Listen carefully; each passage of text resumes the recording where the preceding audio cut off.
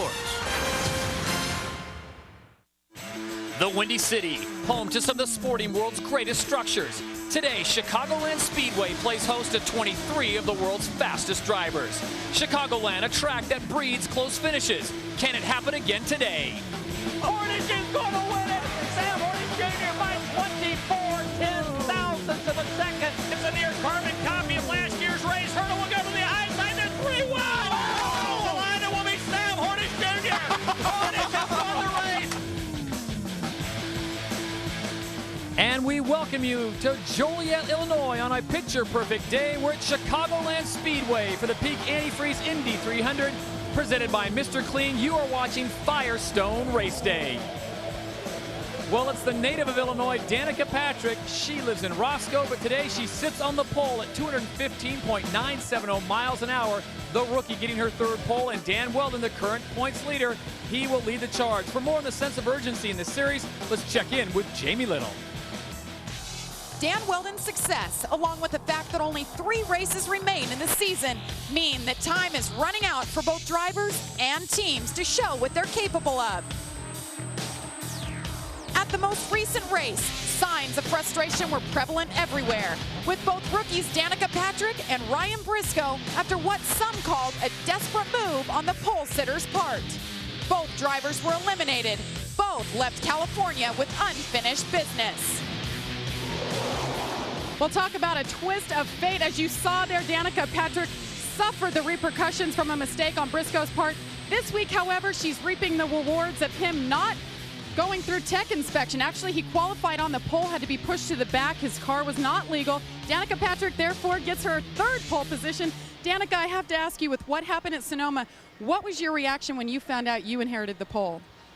Well, obviously, I was happy. I'd be happy whether it was him or anybody else. But, you know, I mean, obviously it's in the forefront of my mind that he was the one that kind of caused the accident with myself and Helio at Sonoma. So, you know, I'm like, oh, but fast cars are fast cars, and we happen to be the fast legal cars, so it was good. How many friends and family do you have here watching you today? I don't know. I'm sure if I waved my hand, somebody would scream. But you know, there's a lot. I don't know, probably 30 or so people at least that are here from hometown, from Canada, from northern Wisconsin. Yeah, so they're all out. It's really nice. Well, needless to say, if you wave to the stands, all the fans will wave back to you. Danica Patrick's best finish this year, 4th place, of course, at Japan, and then Indianapolis 500. But today, guys, she is trying to make history. The local girl's trying to win her 1st race. Doc? Thanks, Jamie. Without a doubt, it has been a dream season for Dan Weldon. The brilliant Brit blitzed the competition with 4 wins in the first 5 events of the season, capped by the successful British invasion of the Brickyard. Now, with 3 events remaining, this points leader is poised to pounce. He knows he could end this day, seeming larger than life, with a win and a championship here in the Windy City. And no doubt Dan has been the man all year. And Dan, what does the points championship do, or how does it affect your strategy here today? This is obviously, first of all, I want to say that my thoughts and prayers, and I think everybody in the racing community, their thoughts and prayers are with, people that lost friends and family in Hurricane Katrina, and it's, the 4th year since 9/11, so my thoughts and prayers with those people too. But this is going to be a good race. We'll have to entertain people and make them somewhat happy again, but I'm going to do the same thing. That's my style. I'm not really one of those conservative types, but I'd like to get to the front as quickly as possible and, just see if we can stay there. You enter the day as the points leader. You could leave here as a champion. How much do you let yourself think about what this day could mean for Dan Weldon? I'm not going to even think like that. That's the wrong way to think, in my opinion. I've got to, the Indianapolis 500, I worked at very hard, and I believe that if a race is meant to be, it's meant to be, and that's what I feel with the championship. If I do everything that I'm capable of, and these guys do everything that they're capable of, then that stuff will take care of itself. And like I say, if it's meant to be, it's meant to be. But I like to be at the front. I'm not the kind of guy that likes to sit around in 5th or 6th. So hey, thanks for your time. Good luck today. Thank you very much. Likeable Brazilian Tony Kanaan is the picture of determination. It was that refuse-to-lose attitude that carried him to an Indycar title in 2004. 2 weeks ago, tenacious Tony survived a scary shun in Sonoma as he crushed the competition in California's wine country. Then in true Ironman fashion, he pumped out the push-ups in victory lane to serve notice that the fight for the title is not over. We know what Tony Kanaan can do at the beginning of a race. Tony Kanaan lights the fires early on at Kentucky Speedway. He started outside the front 2 rows, and guess who led lap 1?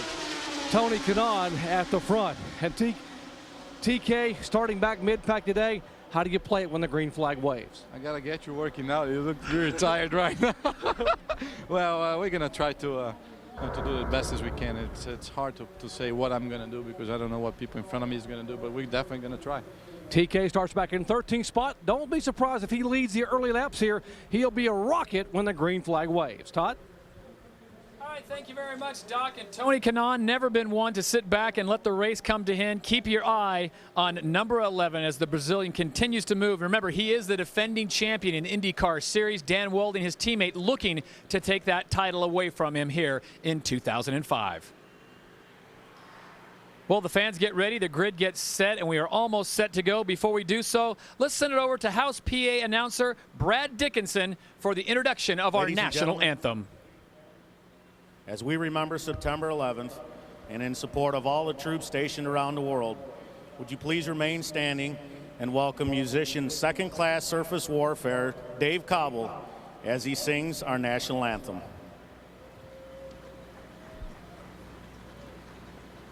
Oh, say, can you see by the dawn's early light what so proudly we hailed at the twilight's last gleaming, whose broad stripes and bright stars through the perilous fight o'er the ramparts we watched were so gallantly streaming, and the rockets' red glare, the bombs bursting in air, gave proof through the night that our flag was still there.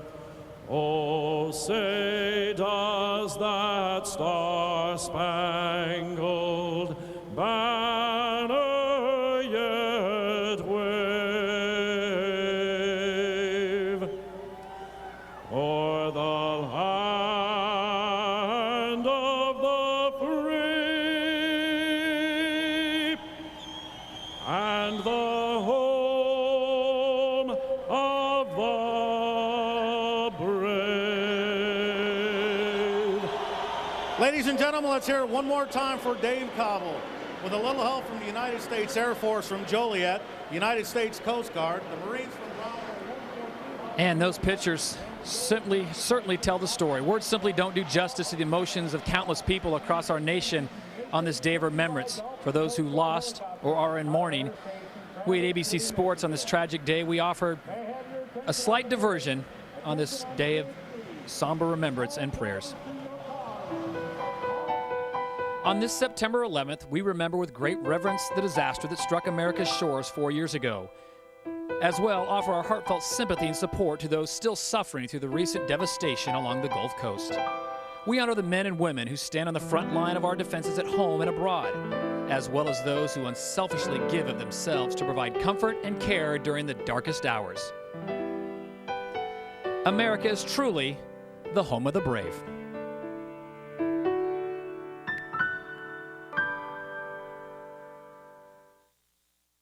To Joliet and Chicagoland Speedway. Dan Weldon is your points leader right now in the IndyCar Series. 517 points. He leads Tony Kanaan by 79. Sam Hornish Jr. sits in third by 96. So that's the scenario coming into today's race as I welcome in my colleague and friend, Scott Goodyear. Scott, we heard Dan Weldon talking to Dr. Punch. He knows what he has to do. Do you think he does it, or does he go defensive? You know, the mindset right now for Dan Weldon is to go out there and make sure he finishes. He talks a great tune, but I can tell you as a driver, you want to win this championship. The season started off great for him. 4 race wins in the first 5 races, including the Indy 500, then 6 top 6 finishes. The finishes were always there. He's only had 2 DNFs so far. That's what he cannot afford to do today or in the next couple of races. Otherwise, his points championship lead will diminish. She is a native of Wisconsin, but she now lives in Illinois. Danica Patrick, is this the day she gets a victory? She has a great chance. She loves this type of track, this mile-and-a-half, high-banked, high-speed racetrack. They certainly have a great team with Ray Hall Letterman because they have the engine package and the chassis package. They're dominant right now. They're sitting on the front row. I think she has a great opportunity today. She has to be there at the end of the day. Yeah, she's certainly on the front with help with Buddy Rice on the outside of her. Outside of those two, who do you like? Who do you think is going to win? Well, this track's all about horsepower, so you almost have to pick the Honda team. You know, I like Vitor Meira. He's been sitting back there many times. I'm going to maybe look for him to come up with a win today. It's not a bad selection. I might go with that. Well, tonight on ABC, we've got some great stuff for you. A special 2-hour Extreme Makeover Home Edition at 7, 6 Central. Then at night, 8 Central, the season finale, the summer's most outrageous show, My Kind of Town, followed by Desperate Housewives. ABC is the place to be tonight, starting at 7, 6 Central. And we thank you for watching Firestone Race Day as we get set to drop the green flag in Joliet. And we have some sad news to pass along. Our friend and colleague, Chris Schenkel, who was part of ABC Sports for decades, passed away this morning. He was a true pioneer in sports broadcasting, whether it was the Olympics, the Pro Bowling Tour, or the Indianapolis 500. Chris made each of us feel a part of the action. Mike Tirico takes a look at his memorable career. Here on the desert in Las Vegas, Nevada, champions from 8 countries are competing in skydiving, one of the most exhilarating sports ever. And you'll see it all on ABC's Wide World of Sport. A perfect score for Nadia Comaneci. 16 lovely young ladies in that demanding type of perfection, graceful free skating, which is the epitome of amateur competition. College football, all the color and excitement. What a way to spend an autumn afternoon. It was once said Chris Schenkel spoke like Fred Astaire danced or Frank Sinatra sang. For 33 years, his smooth, distinctive voice graced ABC's most spectacular events. In the world of sports, no event can match the Olympic Games for color and pageantry, for tension and excitement. His career reads like a storybook. He spent his college years at the local radio station and then became one of the first sportscasters to embrace television. For 13 years, he reported the New York Giants every play. He was there for the greatest game ever played.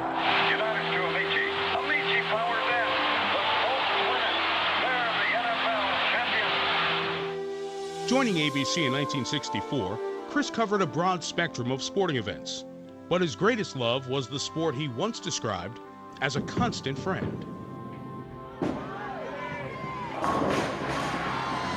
I'm Chris Schenkel, and how nice it is to be back in Akron, Ohio with Firestone. For 36 years, Chris traveled to every blue-collar town across the country, covering bowling.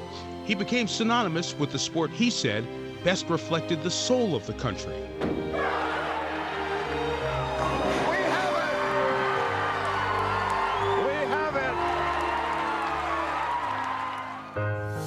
Living by the motto, never hurt or hate, Chris brought decency and class to every event he covered. His words defined an era in sports. His kindness reflected his character.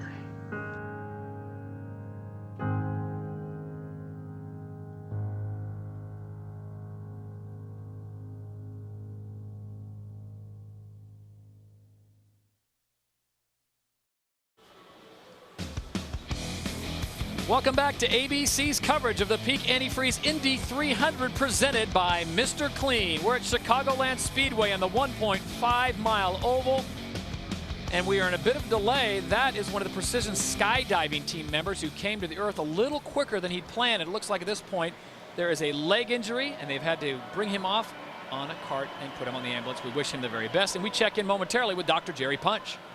Well, Dan Weldon has strapped in his car knowing what this day could possibly mean. And, you know, he's made a lot of people smile over the year with his performance. 5 wins in the Klein Tools Jim Beam machine. But no one is any more proud than these two right here. These are the proud parents. We're talking about Clive and Sue Weldon, who have come all the way from Emberton, England, to be able to see their son race. And, Clive, the last time you saw your son race was back in May in Indianapolis, and he did what? He won it. And it was the most proudest moment of my life. And I wish them all the best, and hopefully the championship may come today, but as long as they come home safe, that's the main thing. Women's intuition, Mom, can he pull off the title today? Definitely, definitely. All right, a couple of confident parents, a little bit pensive here. Clive and Sue Weldon come all the way across the pond to watch their son possibly win an IRL IndyCar title. Todd? All right, thank you, Doc. We got to check and make sure those are really Dan's parents, because they are the most untalkative people. And you get Dan going, you put a microphone in front of him, and it's nothing you can do but stop that young man. We do echo what Doc said, and we wish him the very best. And the most important thing is that they are all safe. Well, now it's time for the most famous commands in all of racing, and for that, we go 200+ miles above the Earth. Hi, I'm astronaut John Phillips aboard the International Space Station. Commander Sergei Krikalev and I are on a 6-month research mission 230 miles above Earth. Aboard the station, we're setting the pace for you as we travel over 17,000 miles per hour. Good luck in Chicago today. Ladies and gentlemen, start your engines.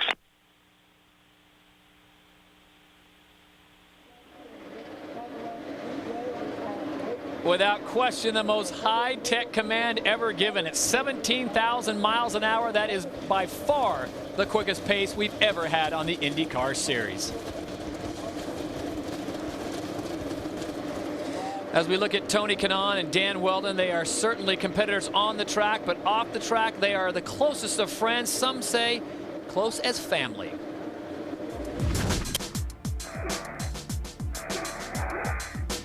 It's difficult because my family aren't over here, and I don't really have a family other than really him and his wife. He pushes me to the limit so many times that when you think nobody can go any quicker, boom, he goes, and then you try and then you go, and then he goes again, and it's just, that brings the level of the team up, and I respect him a lot, and I tell you, I mean, this guy, I told you, he's going to be a champion. You are my family. Yeah, exactly, exactly.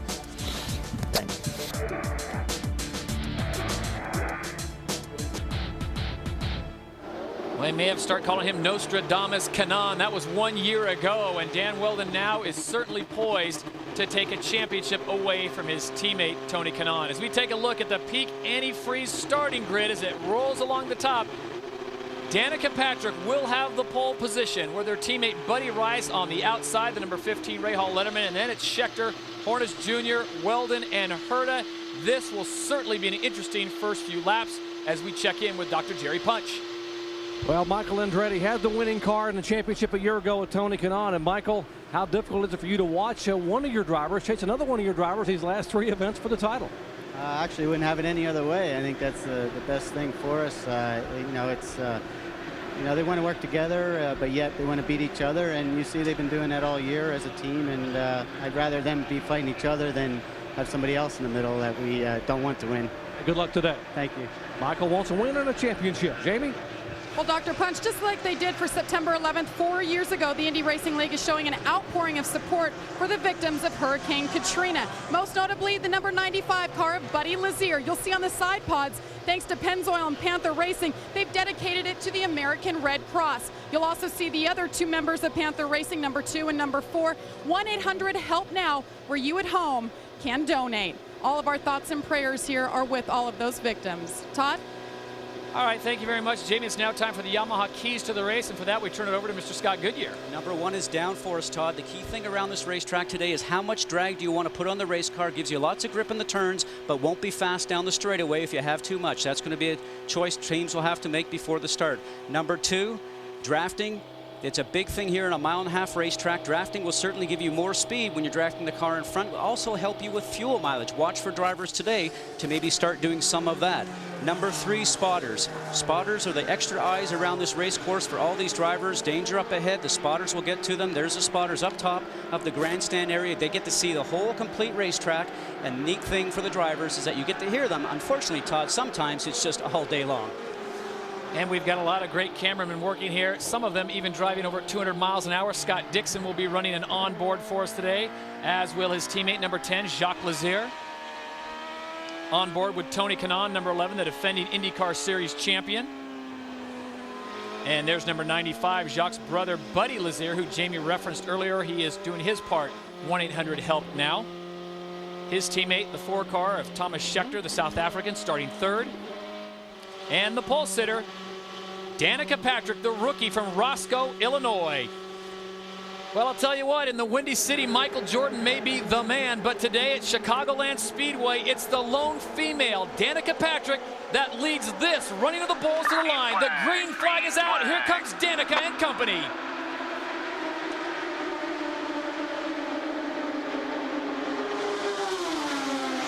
This is where she's got to keep her foot on the gas, Todd, in the middle part of the turn. Looks like she's done it. Buddy Rice sliding high. Buddy Rice sliding high, trying to protect that position. As he does so, Thomas Schechter, the yellow number 4 Pennzoil car, slides to the inside, so Schechter inherits second place. Danica Patrick still your leader. And just there, Schechter, you saw Scotty, had to pull up. Gets a draft. We talked about that as one of the keys to the race. Tries to take advantage early. Those Chevrolet motors have been very strong here, but early opening, Todd, already running 2 and 3 abreast at 215 miles an hour. Lap 2 of 200, and it is Schechter who moves in front of Danica Patrick. Sam Hornish Jr., number 6, part of the Team Penske on the outside, looking to get around Patrick as well. Buddy Rice has been pushed up high, and there is Dan Weldon, number 26. This is a great start for Danica. The neat thing about this, you can see she's fighting the steering wheel just a little bit. She's always fallen back to 7th or 8th within 2 laps, and right now she's just got to have an opportunity to settle into a pace and watch her hands when she's driving. Are they very smooth, or is she really jittery with the wheel? It'll tell you a little bit about how the car is working. Danica sitting to a nice rhythm. Dan Weldon. Settle in there, get in that groove, you're doing great. Well, there you go. I was just about to ask you, Scotty, if you were her chief mechanic, Ray Lito, what would you tell her? It looks like she's heeding his advice. All that information coming from the pits and the spotters up top, they get to see everything that's going on. That telemetry they have, as we see Danny Weldon right now starting to get a run on Sam Hornish. They know she just needs to settle into a pace. Thomas Schechter, your leader. Sam Hornish Jr. sits in second. Dan Weldon, the current points leader, sits in third, and Weldon decides to drop behind Hornish and do a little drafting. But look at this, on the low side, Danica is staying right with them.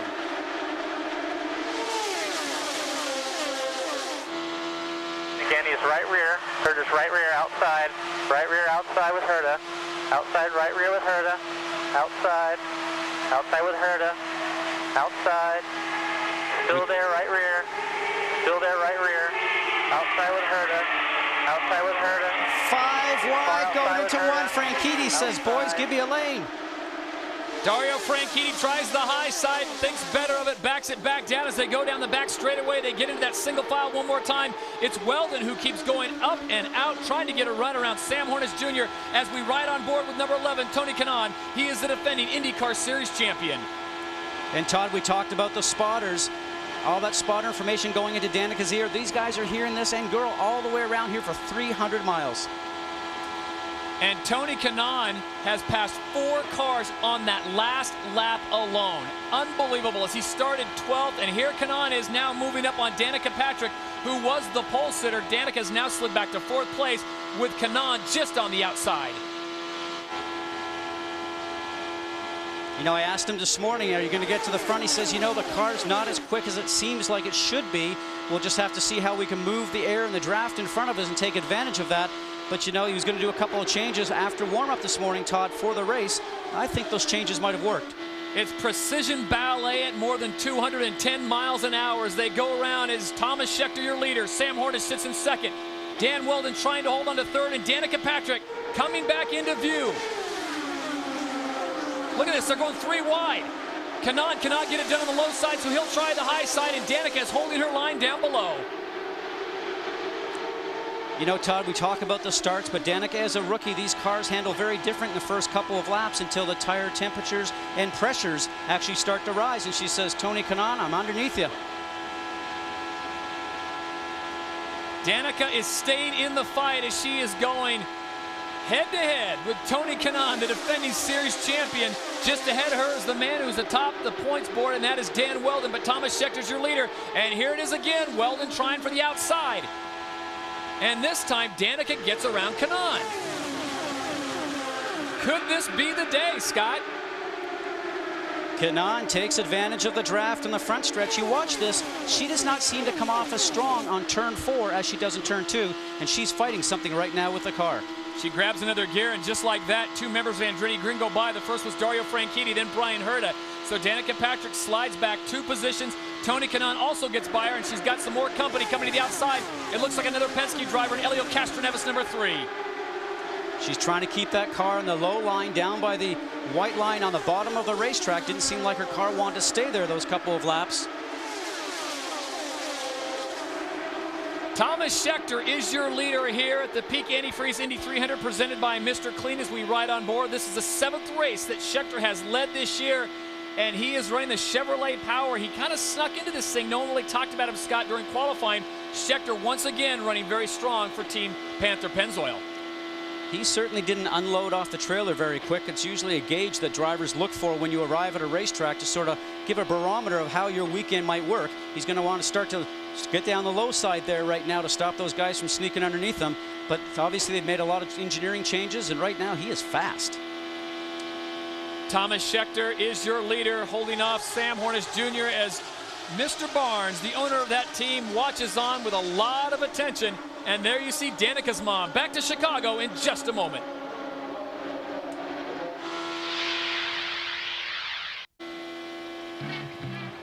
Thomas Scheckter, the native of South Africa. He's a stylish individual, loves to drive fast. And somewhat of an understatement to say he was not very happy with his performance 2 weeks ago in Sonoma. He loves the big tracks. Well, tomorrow night, join Al Michaels, John Madden, and Michelle Tafoya for a rematch of last year's NFC Championship game. Donovan McNabb, Terrell Owens, and the Eagles fly into Atlanta to take on Michael Vick and the Falcons. That's Monday Night Football, 9 Eastern, 6 Pacific on ABC. Back to racing here at Joliet, Illinois, Chicagoland Speedway. There's your leader, Thomas Scheckter, followed by Sam Hornish, part of the Penske team. Dan Weldon, the current points leader. Tony Kanaan sits in 4th. And Dario Franchitti, we've got a big yellow coming into turn 4. All kinds of debris, and it's the 33, the back end. That is Ryan Briscoe, who initially qualified on the pole. And as Jamie Little reported, after an infraction to his car during post-qualifying, he was disqualified, sent to the back of the pack. And there you see it in one of the Red Bull Cheever drivers. Looks like maybe Patrick Carpentier exiting his car quickly. He is moving, but Scotty, right now, the most important thing is to get him extricated from that vehicle. Those cars are meant to come apart like that, Todd. I know it actually looks like it's just a mess. That's the engine front in the car, possibly. There's a lot of debris going on there. The bell housing and the transmission, it's made to break away from the cocoon, as we call it, the car. There you can see right there some oil fires starting, a lot of body work that's sitting on top of that. The engine must be somewhere else because it looks like it's possibly just the bell housing and the transmission. And the monocoque itself is where those guys are. And there's Koski Missouri, the number 55, the Panasonic car that actually was involved in this. And he had a crash earlier in the weekend when he got hit from Thomas Enge's car out in practice. And disappointing for him because he finished 6th just last week at Sonoma. A great finish for him that he's had. Well, Koski's moving. That's the important thing, Scott. And I want to correct myself. That's 51 Alex Barron, the Red Bull Cheever driver who got out of his car so quickly. Alex Barron actually walking down on the grass infield by pit in. Koski Matsura and Ryan Briscoe, the 3 cars right now that are involved, and it looks like Ryan Briscoe's car took the worst of it. All that smoke that's coming out, that'll be actually extinguished by the Delphi safety crew right there as you see a look at the Red Bull target. Well, here it is again. Here's how they come into 3, Scotty. Actually, you can see on the very underside what a ride that was. Remember we had last year with Buddy Rice getting airborne coming out of turn 2 when they touched wheels. And here's the situation. Briscoe going underneath. Barron trying to come down on the racetrack. They both are going for the same piece of real estate. And what ends up happening is those rubber tires touch, and then all of a sudden the car starts to go in the air. Remember, we're going 215 miles an hour. Look at all the debris that's going all around the racetrack. This will be a long cleanup time. And there's the engine separated from both the transmission and the monocoque where the driver sits. That's what we call kitty litter right there going on the racetrack, Todd, to dry up all that oil that starts to come off of those vehicles. Let's look at this one more time and see if we can see the genesis of this accident. Now looking straight ahead, you can see the cars just starting to come together. A little bit of rub, smoke coming off the tires when they touch. And then all of a sudden, as we're riding on board Scott Dixon's car, he sees this. He was actually a spectator in the crash just last year. Now watch those left side wheels. Those are down on the flat underneath the white line. He did a great job keeping that car straight with 2 wheels on the 18-degree banking, 2 wheels on the flat down on the entrance. Oh my, look at that. And that is the fence by the safer barrier. And Scott, as a driver, you see your teammate have an accident like that. I mean, that was reminiscent of what happened to Kenny Breck in Texas. Something like that. You can see the safer barrier was hit very difficultly on the right-hand side. Probably those are big marks that you see there, all from the wheels on those two there. And the thing now for these guys is to get the fence fixed, and that's going to have to be a situation where it's going to take quite a few laps to repair that. Well, if we can look at it one more time, the first angle we had as they are coming into turn number 3, and they're starting to make their way into turn 4.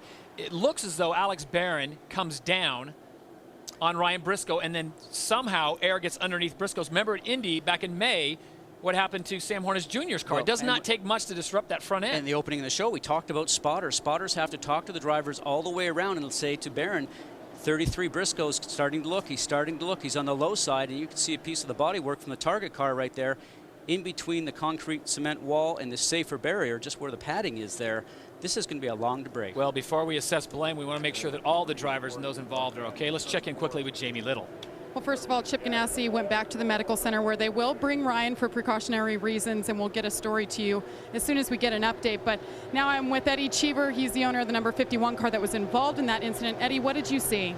I saw like everybody else did just from the TV cameras, but it looked like Briscoe went over the back of Alex's car. And Alex is fine. He got out of the car. It's very disappointing, obviously, but I hope he's okay. I mean, there was no, Alex was up high enough, and he just clipped the car and went over the top of him. That could have been a very, very bad accident. Very disappointed for Alex, obviously. Those are the sort of accidents that should never happen. Well, Eddie Cheever, of course, been a driver in open wheel racing. Scott Goodyear, as you know, for many, many years, he's seen a lot of accidents, and we hope all is well. Obviously, it's good news that Alex Barron is okay. Jamie, that was one of the things Brian Barnhart, the president of the IRL, talked about in the drivers' meeting this morning. He said, folks, we just have to get to the end of the event. Remember, your open wheel cars, you're running 215, almost 220 miles an hour in the draft. The length of a football field in about 7/10 of a second. Things happen very, very fast here, Todd, and it's not that you get a chance to think about it. It just comes from reactions. Well, whether or not that was a case of miscommunication or not enough communication, it was certainly triggered by Alex Barron and number 33, the rookie Ryan Briscoe. And for Ryan Briscoe, this has not been the best of years. Well, you know, he had the situation where he was on pole, and then he turned around and a little wave to the folks there. So he's alert and moving, which is a great sign. I've been through accidents before, Todd, and I can tell you that when you hit something as hard as you did there, you just sort of know where you are, but you certainly have a lot of aches and pains. And with a weekend off before we get to Watkins Glen on September 25th, he will have some time to recover.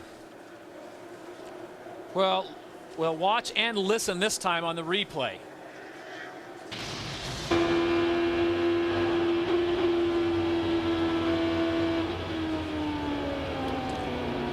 Wow, you can hear the, you know, just the ability to actually read all that in front of you and make sure you don't make a drastic move and then put yourself into the wall when you're Scott Dixon driving along like that. That's what I talked about before. It happens so quickly, Todd. It's just a reaction. There's no thinking about it. The monocoque itself is going to be picked up there by the safety crew. And you can see there's the cockpit area right in there. The engine itself usually is in the back section attached to the back of the monocoque, and then you end up having the transmission in the back end, and there's the engine itself sitting there, and they'll start to collect all the pieces and start to get that off the racetrack. We showed you before with the rear wing and the rear tires and the bell housing and the transmission, and all these pieces are just like projectiles going at 200 miles an hour when this is really a deformable structure that just breaks apart.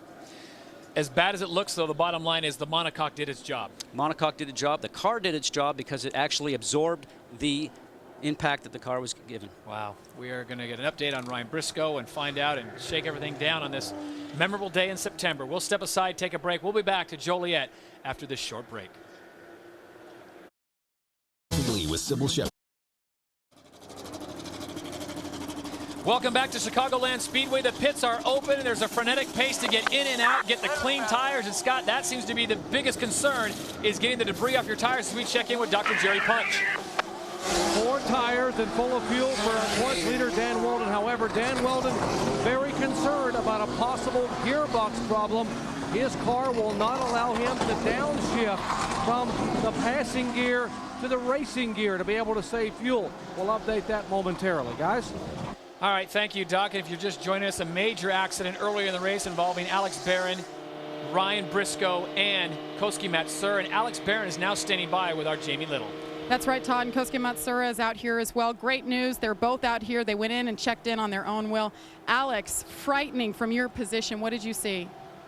I just felt a thump from the left rear of my car, and then Ryan was up over me. He was upside down, and there was a lot of fire. So it was just a quick thud, and the next thing you know, we were in the wall. So what we watched in the replay, and we're trying to we're showing it right now at home. We've seen it multiple times. From your perspective, though, what had happened? Did he come up on you? Were you in your line? It was all behind me, and people were moving around, so I can't really say until we see the video. But I just felt the thump, and then a lot of fire, and that was it. Well, we were re-showing it there. We're glad that you're all right, Alex. You okay? Yeah, fine, thanks. Okay. Talk to Koski Matsura. What happened from your perspective, Koski? Where were you involved? Well, when I into the turn 3 already, Ryan and I don't know, maybe Alex was touched together, and Ryan right into the catch fence, and I had a really, big contact, and I just avoided those two guys crash, and I was going middle of the track, but at the end, somebody hit left rear, and I spun. Are you okay? Yeah, I'm okay. Well, it's good to see him okay. Koski Matsura coming off his best finish in the Indy Racing League last weekend in Sonoma. Dr. Punch.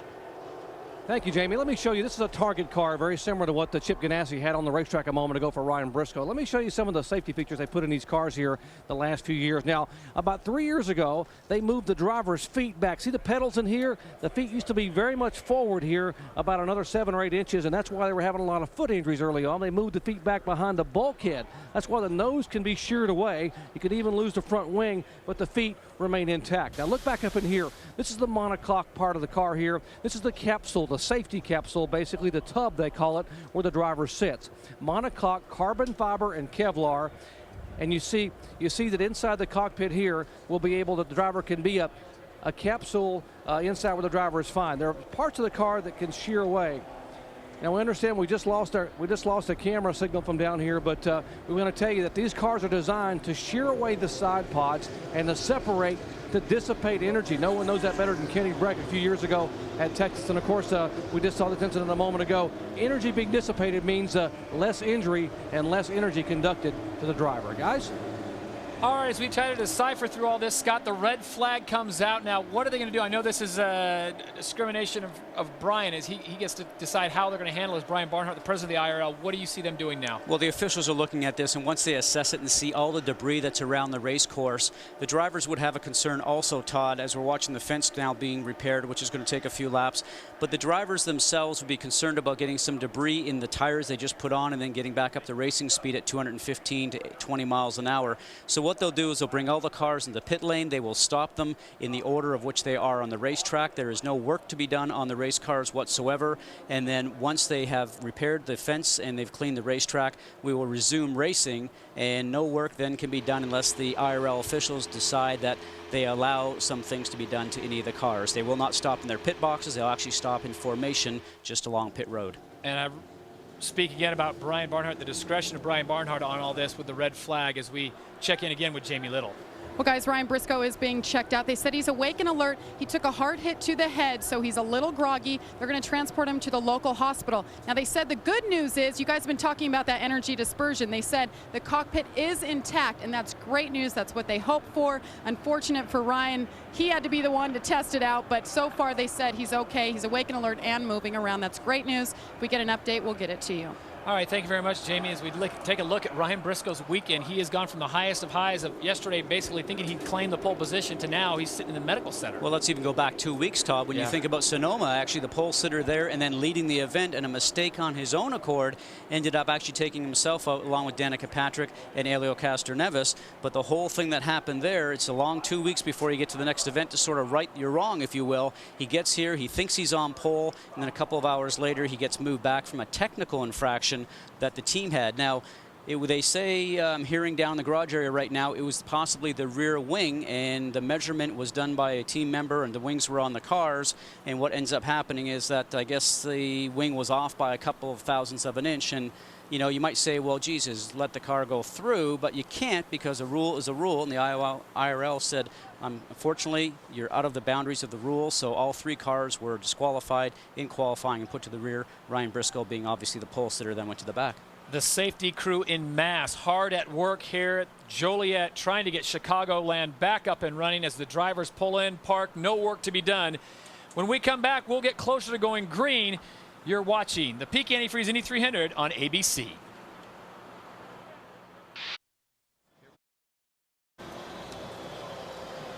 Welcome back to ABC's coverage of the Peak Antifreeze Indy 300 presented by Mr. Clean. Your leader, Thomas Schechter, followed by Sam Hornish Jr., Tony Kanaan, Dan Weldon, Dario Franchitti, and we are under a red flag because of the incident involving Ryan Briscoe, Alex Barron, and Koski Matsura. A major incident into the fence in between turns 3 and 4. And fortunately, so far, everyone seems to be checking out okay, but there is so much debris on the surface of this track that the course workers felt that it was in the best interest of everyone to bring the drivers in. Let's get it cleaned correctly as we check in now on pit row with Dr. Jerry Punch. Well, down in Dan Weldon's pit, who began the day with a 79-point lead here in the with 3 events remaining, including today, and a big concern they had early on was a possible problem with the gearbox. And John, I heard Dan say he could not downshift. What's the problem? He could downshift, but things are a little notchy, which you don't want out there when you're running in such close proximity to the other cars. You need everything smooth and even. Unfortunately, we couldn't do that. We don't know whether it's a calibration problem or what it is. The Honda fellows are looking at it. I don't think we can do anything with as it is at the moment. So he's going to have to live with it for now. I heard you tell him, I said, the bad news is we can't fix it right now. The good news is it's still working. I mean, how much concern is there? I mean, he's in a points battle here with 2 events remaining. How much concern do you have away from him? He can't hear you about this thing being able to make it the rest of the day. No, I'm not concerned with the gearbox making it. I don't think we've got a problem there. But it's just Dan's peace of mind. It's a piece of equipment that's not working as it was earlier in the day in our warm-up. So he's a little concerned. And everything's got to be right, not only with the box, but in Dan's mind as to how things are going. And unfortunately, we're getting a bit of a prod in that direction from the psychological point of view. So he's a little on edge at the moment. We'll sort it out. And your advice to him was to allow the RPMs to drop to try to shift? That's right, yes. It's what we used to do 3 years ago. With the shift without lift or the being able to shift very quickly from one gear to the other, there's a system on board that takes care of engine RPM and spark and fuel. That's giving us some problems. So it's back to how it used to be when I was a boy. Okay, John, thanks for your time. We'll let you get back talking to your driver, John Anderson. By the way, down here on the grid, there are a couple of drivers who have already found holes or cuts in their tires. Among those, Sam Hornish and Dario Franchitti from all that debris they ran over, but they are not allowed to change tires as these cars sit here under the red flag. They'll have to come down pit road, but right now, Hornish and Franchitti and maybe others have cuts in some tires. All right, thank you very much, Doc. 28 laps complete here, and we're under red flag for the debris cleanup, as Dr. Jerry Punch pointed out, as we see the car of Buddy Lazier there. You see the number 1-800-HELP now, and do what you can. And we are fortunate enough on this day of so many people who remember what happened on 9/11 and those who are suffering down in the Gulf Coast area to have so much talent in this area that you can't help but not step on some talent. And one of those happens to be Robbie Buell of Team Dreyer Reinbold, also an ESPN commentator on the Infinity Pro Series. Robbie, good to have you with us. Tell us a little about what your organization and your team is doing to help out with the relief effort. Well, we have a unique tonight in New Orleans with my program Racing for Kids, where we visit children's hospitals across the country before every race weekend. Dr. Bill Pinsky, who started that program, he is based in New Orleans. He's at Ochsner Clinic down there, and they are the only fully functional hospital in New Orleans right now. And it's quite a story. Bill's usually at the track, but he's got to be down there working right now, putting in all the time. And we're going to do what we can to raise money for, obviously, you know, pediatric victims that are going to end up at their hospital. But also, one thing you got to keep in mind is at Ochsner Clinic, they have 7,000 employees, and half of those employees have lost their home. So they're working around the clock, but they don't have anywhere to go home to. Right. So we're trying to do what we can through Racing for Kids, helps New Orleans kids to raise some money and send that to our good friend Bill Pinsky down there to do that. We've seen the footage on Across the News. Dr. Pinsky, has he told you it's as bad as it looks or worse than we see on television? Oh, it is. I mean, you know, Bill's been flat out at the command center. When everything happened, he wasn't in New Orleans. He got to Houston, but they had set up a command center in Baton Rouge. So he was in Baton Rouge right away, just trying to organize the logistics of everything. And, you know, I don't think anything can prepare them and him for what they're going through of balancing everything. It's, you know, they just work hard every day. if folks want to help out, how do they get involved, and how do they get to your website or a phone number? Well, what we do is we got a toll-free number, and that toll-free number is going to be active through this Wednesday. We do appreciate anything. It's 1-866-277-7552, and we're going to get that right down to Dr. Bill in his hands for his hospital and the kids that are coming in there for the help. Great, Robbie. Thanks for stopping by. It's always good to see you. Thanks, guys. We appreciate Best of luck it. to you the rest of the day, and everyone lending a helping hand as we see. Looks like Ryan Briscoe will be airlifted, and we hopefully just for precautionary sakes, as he jumps on board the helicopter. And Robbie, you're with us, and Scott Goodyear, maybe you can give us an idea of what you see here as we look at this crash one more time. Strangely reminiscent, as we said, about what happened to Kenny Bracken a year ago when Buddy Rice went airborne. As you know, Robbie, the drivers are always looking for the same piece of real estate. Both those cars seem to be high going into turn 3.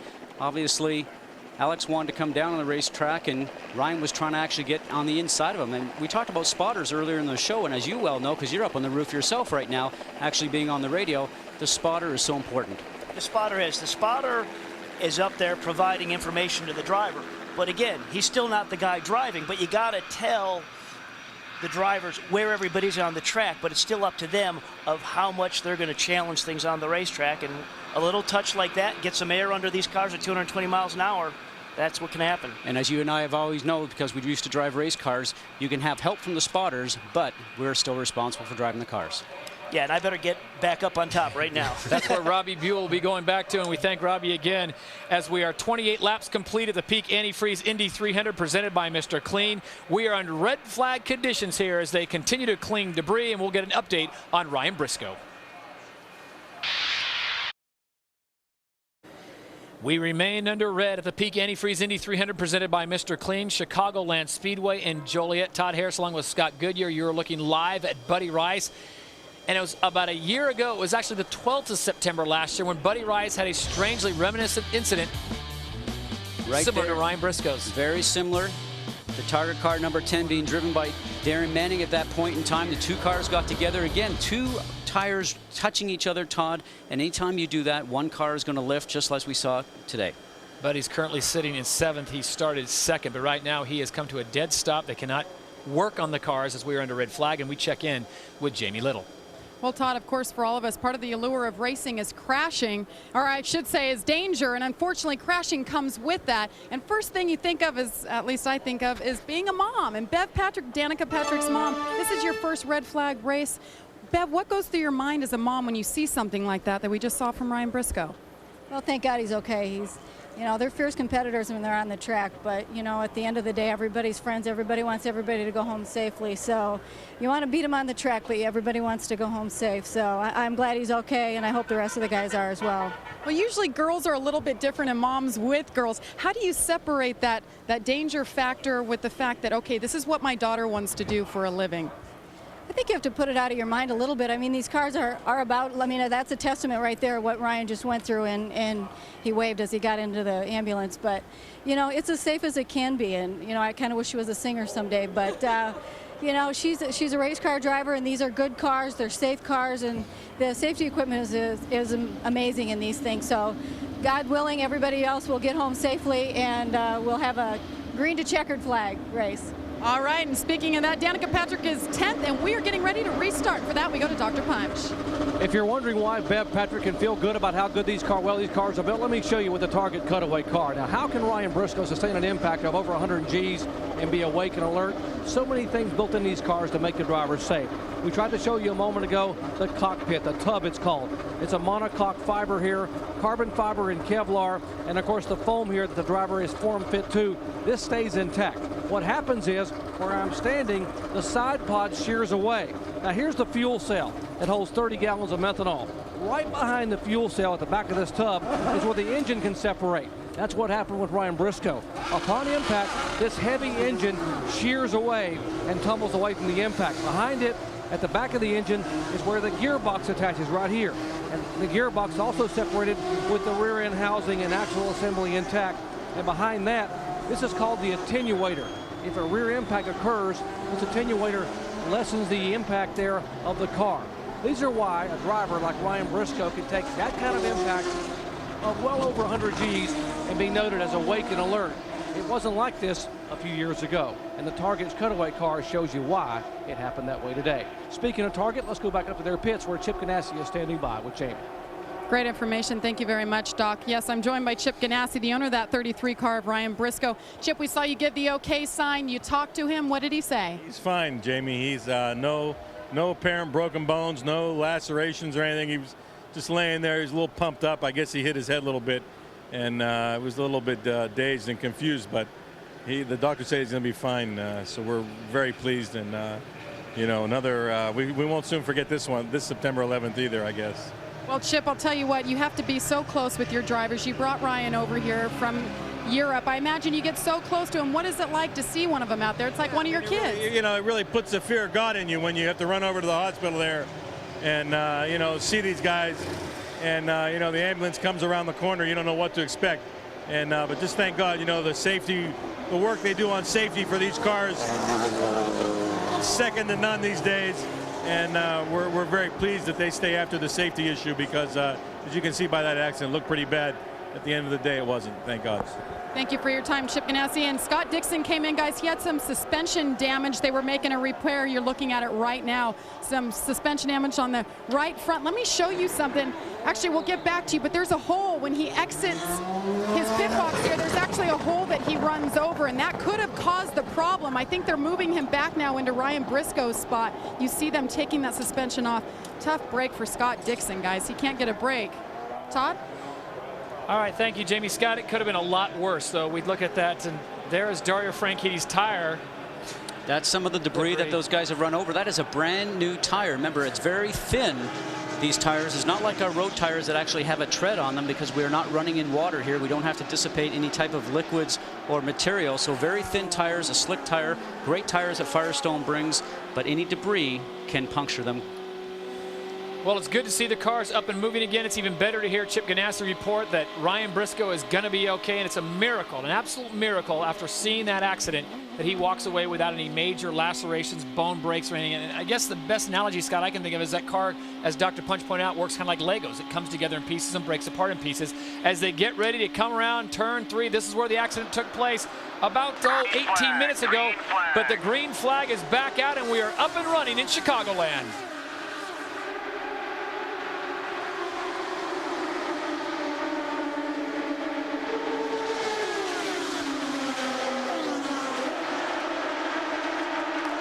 Nice and clean through turns 1 and 2. Scott Sharp on the high side. The Delphi car, who started at the back because of an engine change, is moving his way up. These 4 guys, though, very quick. And Todd, I will tell you, because I've lived through this before, your heart is actually up in your throat right now because of what you saw on the racetrack. You now have to go back out there and close that off your mind and get ready to go back to racing at 215 miles an hour.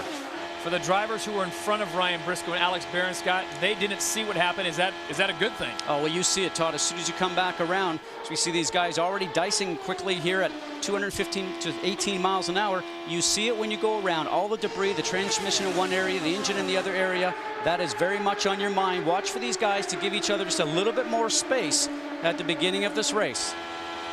Well, I say that. Not maybe, a whole lot more. Thomas Schechter, your leader. Sam Hornish sits in second. You are riding on board with Tony Kanaan. You know something, you talk about athletes, and I guess I didn't have the appreciation for this when I was doing this because we're just doing our job. But now I stand up here and I look at that and I tell you what I think they should do, and then they go off and run that close, that quickly. It's like they're insane. But I guess there's 23 insane people out there. You used to be insane, is what you're saying. Yes, I'm sane now, though. They have the precision of a fine-tuned surgeon as they do the dance at 215 miles an hour. Tony Kanaan on the move again, and that is Sam Hornish, number 6, the red and white car to his left. He is slotted just behind the yellow car of Thomas Schechter.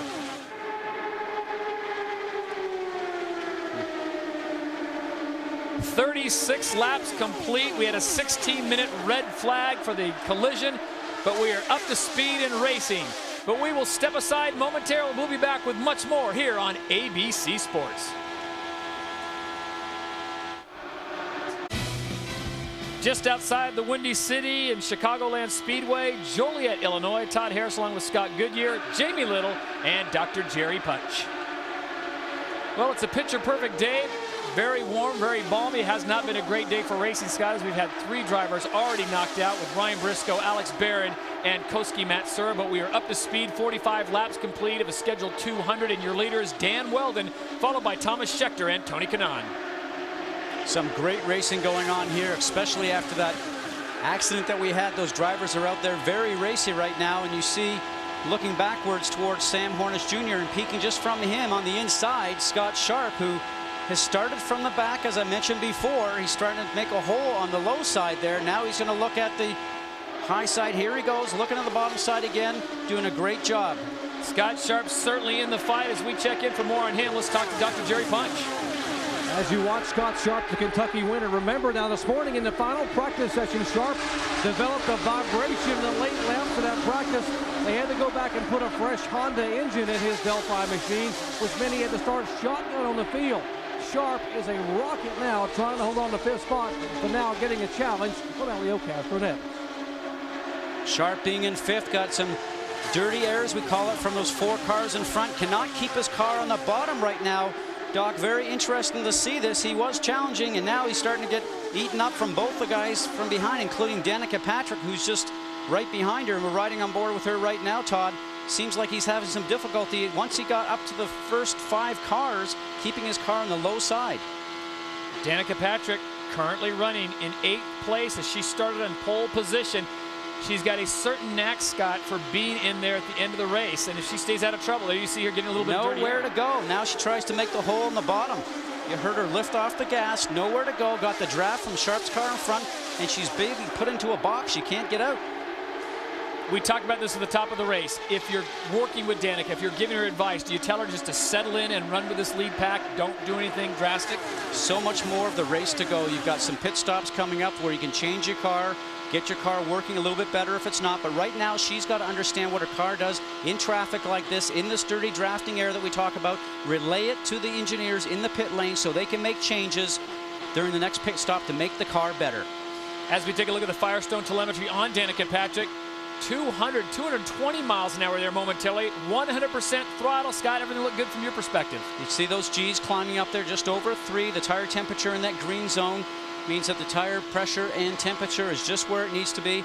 Again, working the throttle, working the steering wheel, off the gas a little bit. The car is moving up the racetrack right now, exactly right there. That air that's in the front, and she's got to be cautious not to take out the person that's on the top side of her, which is Brian Herta.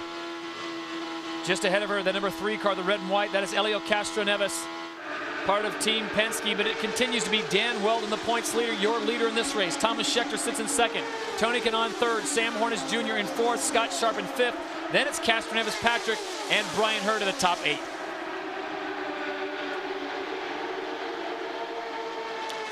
Everybody's still so close. You know, I go back to thinking about that accident and that big hole in the fence, which all the drivers saw when they go around into that caution period, and they go back out and do this. And I think now I'm just going to say, from instead of just insane, it's certifiably insane.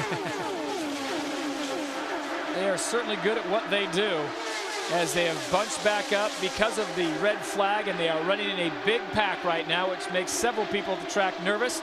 The officials want to see this run as clean as possible. No more incidents. And we are 53 laps complete as you were looking at Thomas Schechter sitting in 2nd place. For more on him, let's check in with Jamie Little. Well, Todd, I talked to his co-team owner, John Barnes. He said they're conserving fuel right now. You know, he was leading the laps on the restart, and right now they're conserving fuel. Hey, this team knows how to get the job done. They won at Texas, but if we go back to qualifying yesterday, Thomas Schechter waved off his 2nd lap of qualifying. They had a fuel pickup problem. There was actually smoke coming out from his engine, but he still managed to qualify 3rd, and right now he's running 2nd. Todd? All right, thank you, Jamie. And just moments ago, Danica Patrick, whether she was forced or opted for the low line, she went well below the white line. Here's a replay, 3 wide, and actually Castroneves trying to come down on the inside, pushes down Brian Herta, the number 7 car. Danica has nowhere to go except the apron. Now, thankfully, it's only 10 or 11 degrees on the front stretch for the banking, so then she gets to come up there over the white line. Here it is on board. This is coming up. Outside of Herta, still there, still there, still outside, still outside. Good job. Remember I said to you there's no time to think about it, it's just reaction, and that's exactly what happens. 11-degree banking, and Danica gets out of a very close jam. And now she's got problems on the inside as she gets around Scott Sharp. So Danica doing a great job, but it is Dan Weldon who continues to lead the points leader. Will he clinch the title today at Chicagoland? Will Danica Patrick get her first victory? Stick around and find out.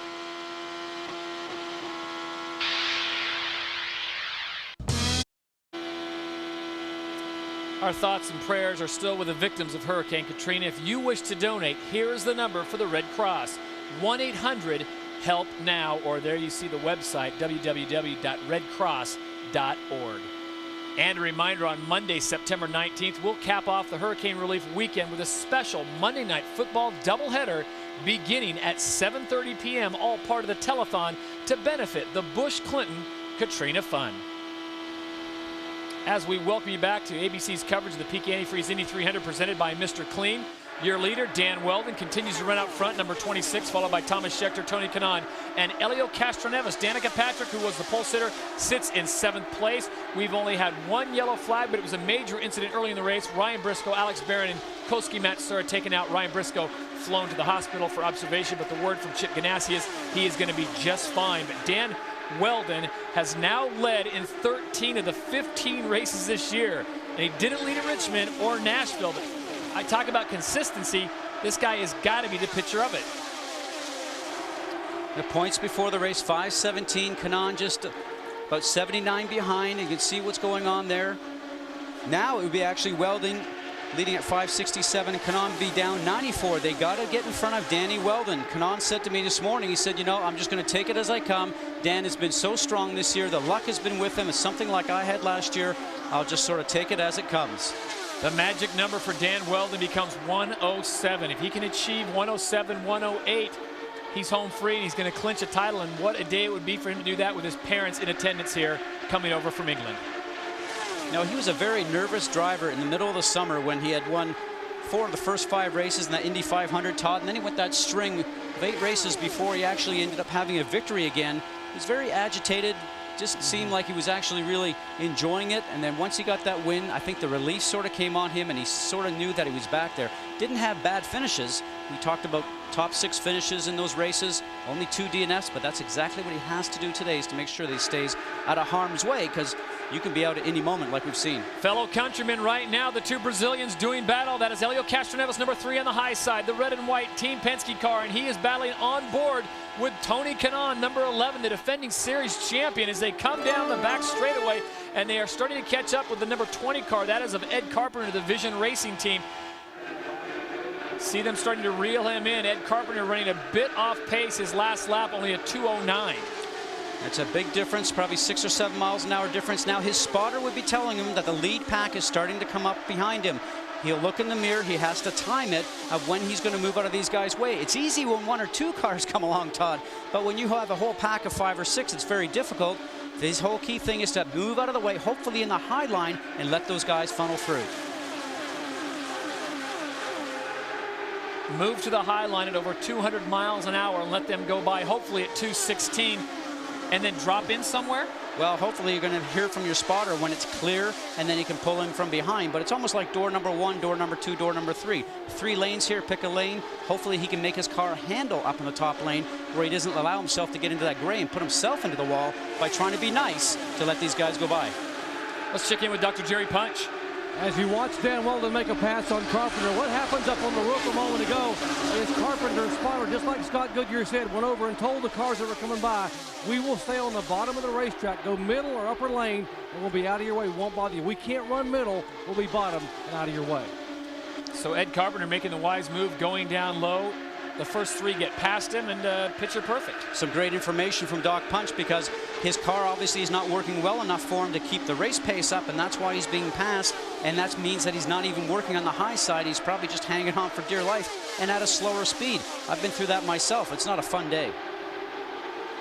Knowing what you want to do and being able to do it are 2 different things sometimes on the IndyCar circuit. As Dan Weldon has been able to do almost anything he wants to do today, as he leads this race with Thomas Schechter in 2nd, Tony Kanaan in 3rd, Elio Castroneves in 4th.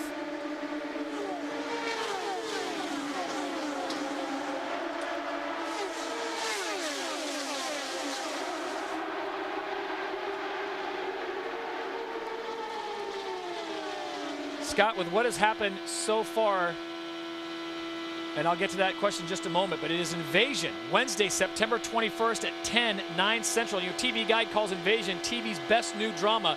Something is happening to this family that will change their lives in ways they've never imagined, and it's not what you think. Invasion, it begins Wednesday, September 21st at 10, 9 Central. It follows the season premiere of Lost, only on ABC. Now, here's the question. Pits. We've had the red flag. We've had drivers come in and change for tires. Would now be the opportunity to pounce and pit out of sequence and just throw the whole thing. What would they? The thing that you have to wait for is a yellow flag. You always want to try and pit underneath yellow if you can. These guys are trying to stretch their fuel mileage. We had a report that Scott Sharp was using too much fuel on his march to the front. He scaled back his fuel trim. He's now moved back into the field a little bit, but he has to actually try and be out there as long as possible, because if a yellow comes, you have to take advantage of going into the pit lane and doing it at a slower, reduced pace. If you're out there and you have to come in right now, Todd, these guys are going 215 miles an hour, you're losing a lap. Cannot afford it. Fuel mileage is so important. We talked about that even with drafting. Try to get the draft, try to save some fuel. Well, just moments ago, number 27, Dario Franchitti, part of the Andretti Green team. Whoa. Talk about playing like the Jeffersons and moving on up. Dario Franchitti using every inch of the track. And that's because number 91 of Jimmy Kite, they're all getting past him because he's running a slower pace. And that 5-6 miles an hour spread in speed, so everybody sort of fans out and looks for a way to go around. Tires are going below the white line right there with Elio Castroneves. That means he's coming in pit lane. Well, Dario Franchitti restarted 16th on lap 32. He's now up to 6th position. And just like that, Dario Franchitti is going to roll the dice whether or not this is a situation where he has to come in, or is he just taking a chance. But it looks like several of the pit boxes are ready to receive, and we check in with our Dr. Jerry Punch. First scheduled pit stop of the day for Elio Castroneves. The Richmond winner will come down pit road. We are being told now, radio, no changes, no air pressure, no wing. Fill it full of fuel, get the tires on. The car doing very, very well. Elio will like the fact just get 4 fresh tires and no changes as he will leave. And his teammate, by the way, Sam Hornich, will be coming down in about a lap or 2. And Dan Weldon's on his way down there as well, Doc, with Danica Patrick right behind him. Right down the middle of the box. 4, 3. All right, here's the points leader, Dan Weldon, on pit road. As watch Dan Weldon's Jim Beam crew go to work in the Klein Tools Co. trying to get under 11 seconds. You see the clock ticking away. 8, 9, 10, and a great pit stop. 9.8 seconds as Weldon leaves. And Danica Patrick also making her way down pit road for her first scheduled pit stop of the day. As you watch Sam Hornich come in, here's the other Penske car. Watch Roger Penske's guys go to work on the 2-time winner here at Chicagoland Speedway. Listen in. Watch me. Watch me. Watch me. Watch me. Watch me. Watch me. Watch me. Go, go, go. Wow.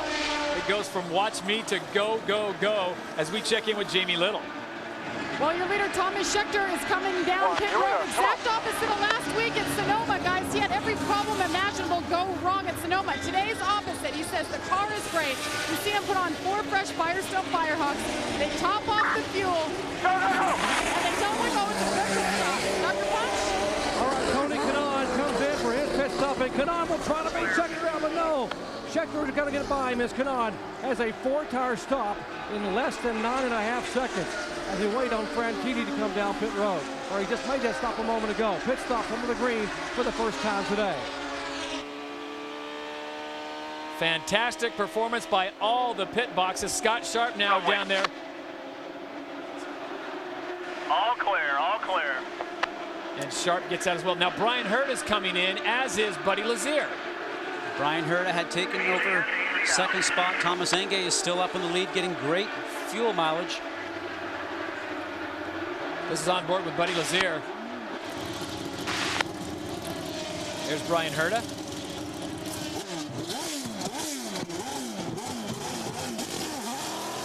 Clear, clear, clear. Okay, hustle around there.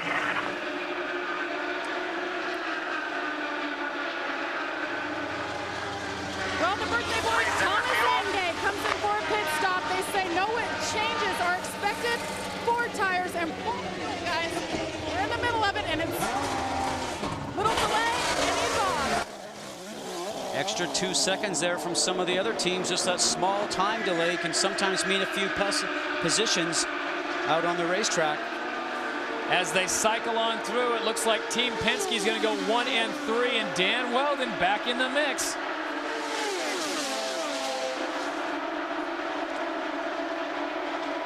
It's happening right now. Sam Hornish is trying to move Danny Weldon, the 26 car on the top part of your screen, up the racetrack.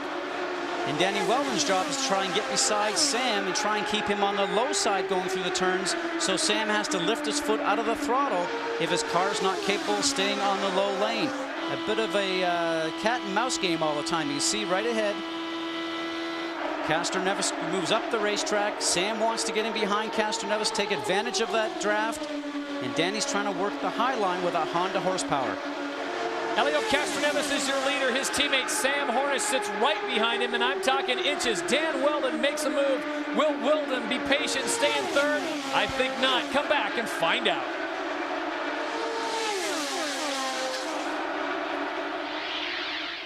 Dan Weldon's dream to win the Indianapolis 500. Keep your eye on Dan Weldon. He could be moving to the front. Only the technology of 4 Firestone Firehawk tires could give Dan the confidence to chase racing's greatest prize.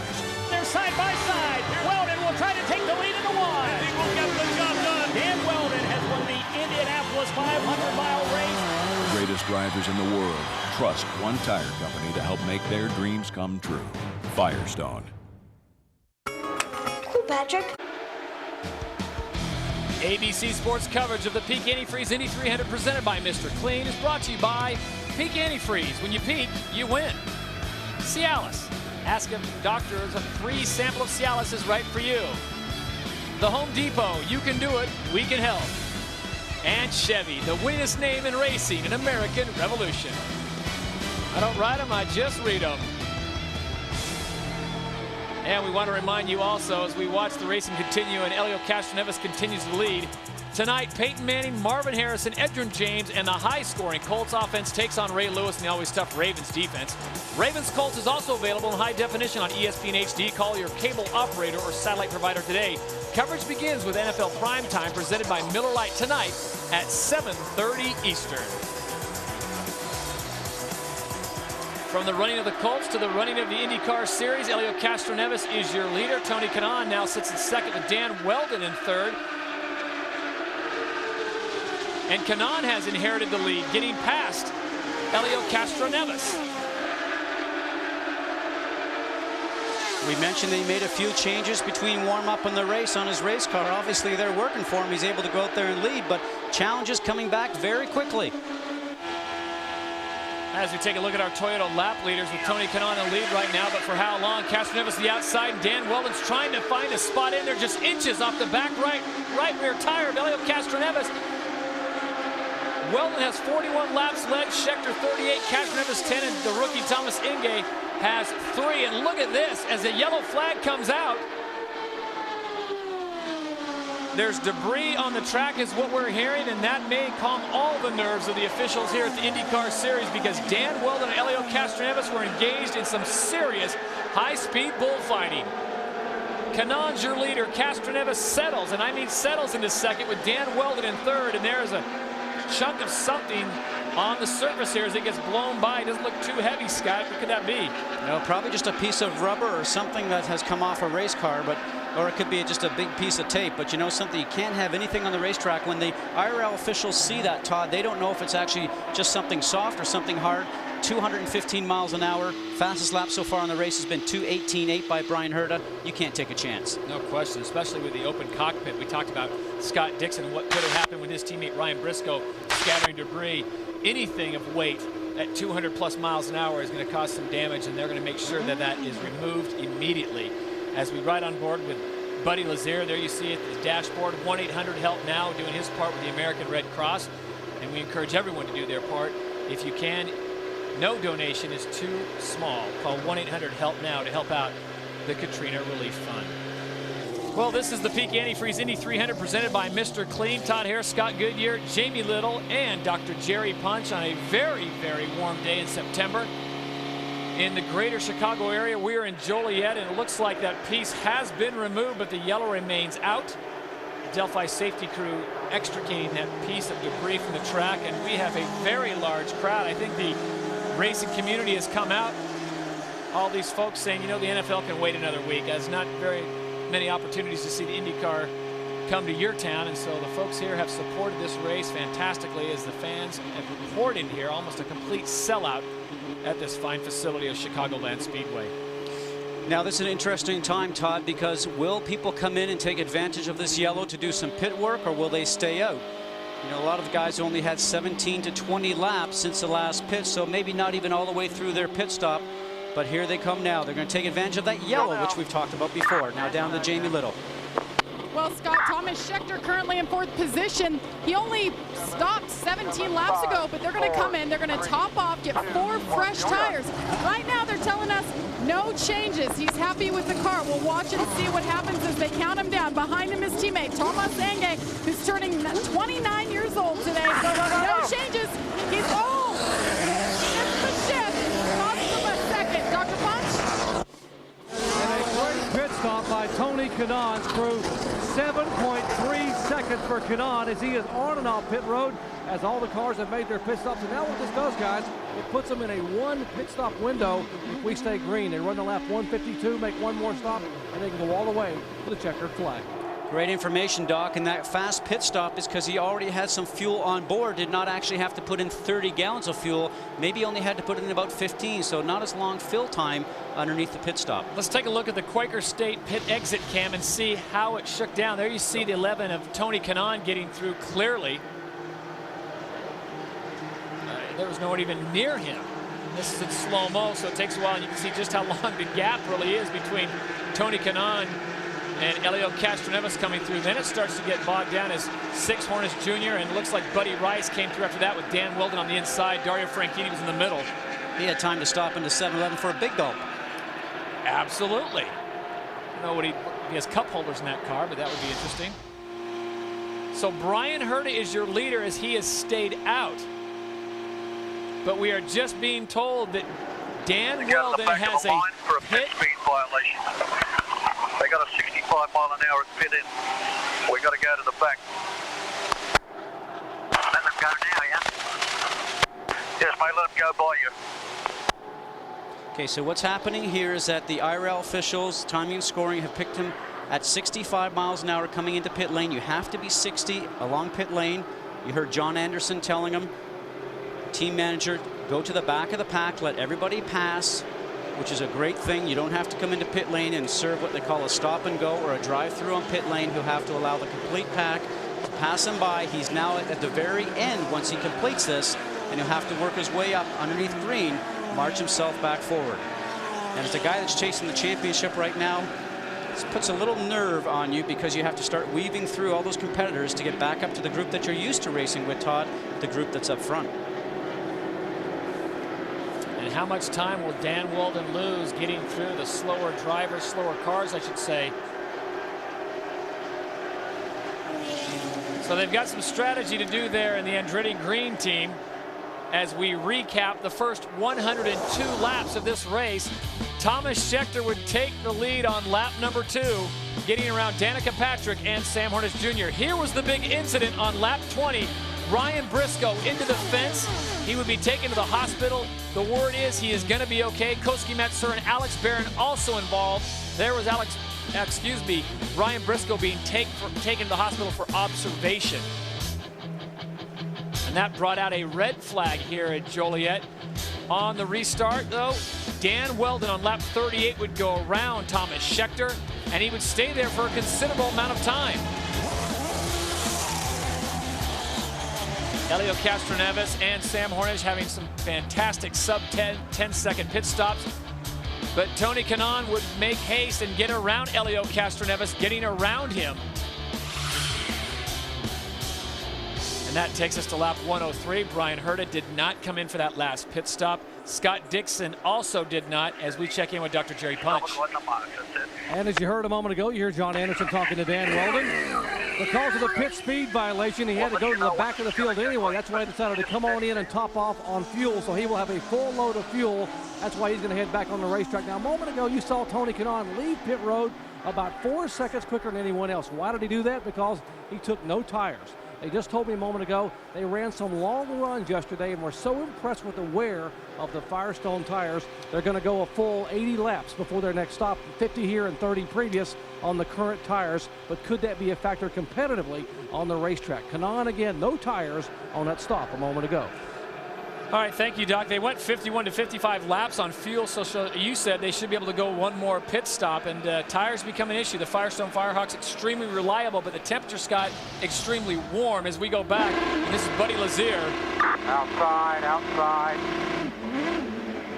Oh, some great information. The information coming from the spotter up on top or in pit lane is telling them that outside. That's talking about the travel lane, the high-speed lane on your right-hand side. You've got your pit box, you've got your transfer lane, you got your high-speed lane the right-hand side, and obviously Buddy was trying to go around the car in front, trying to get to the high-speed lane, and Foyt the fourth did a great job on just slipping by.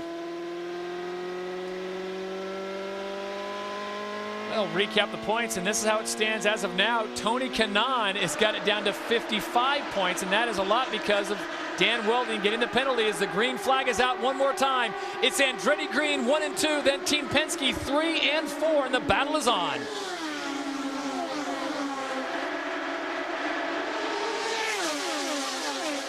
And they're telling Thomas Schechter, the 4 car, the Panther Pennzoil, use all the fuel you can to get to the front. Now, I don't think they have to tell Thomas that. Thomas and Tony Kanaan never have a problem getting to the front. That, for him, as they say, is welcome news because he likes to put his foot on the gas.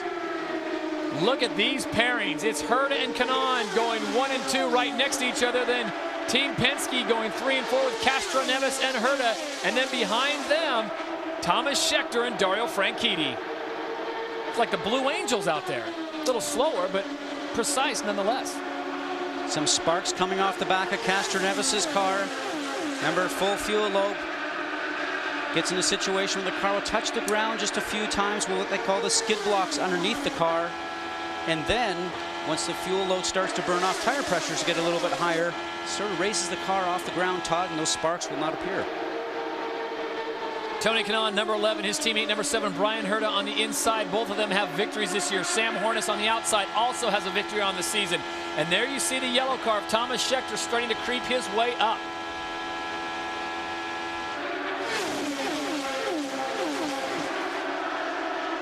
Danica Patrick sits in 10th place. She is on that lead pack. There's 26, the points leader overall. That is Dan Weldon. Remember, he had a pit violation, had to go to the back of the pack, and Dan Weldon has already moved up to 16th place.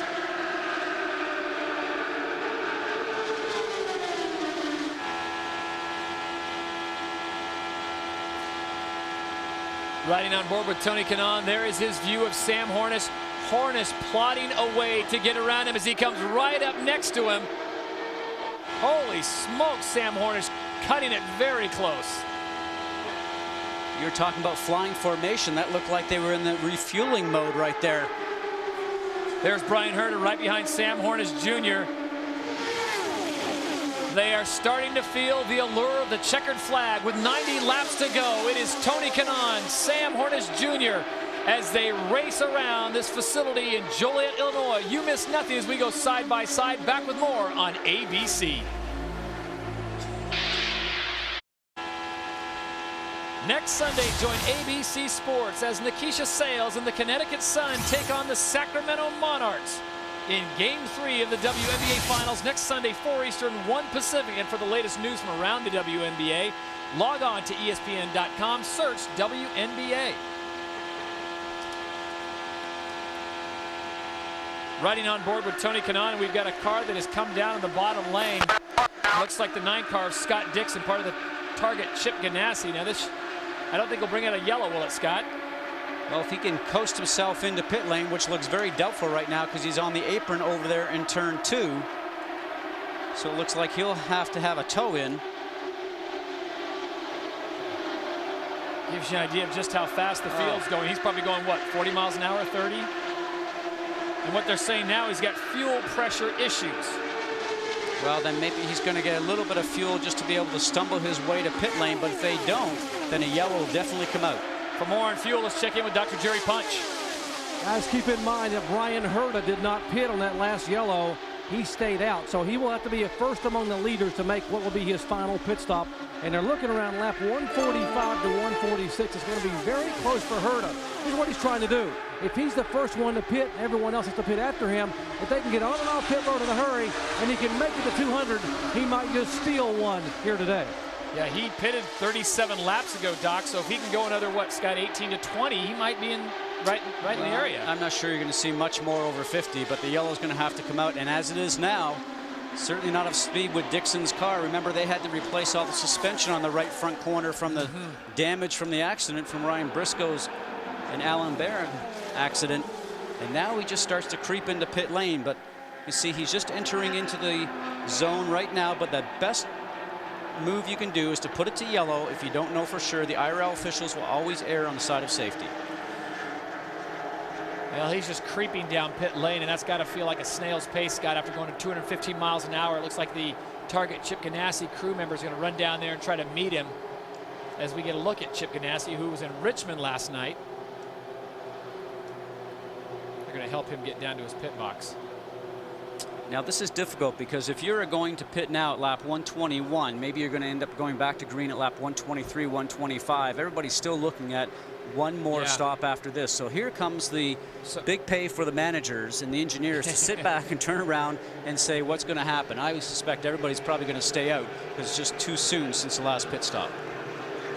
So play devil's advocate here. It's 122, lap 122. How long, if you're a team manager, do you keep your driver out, say he's running the top 5? Well, if you're going to try and keep him out on the racetrack until maybe a lap before green, they have to open the pits first to allow your cars to be able to come in. It's sort of a dice situation. Roll the dice and see what you come up with. Dr. Jerry Punch?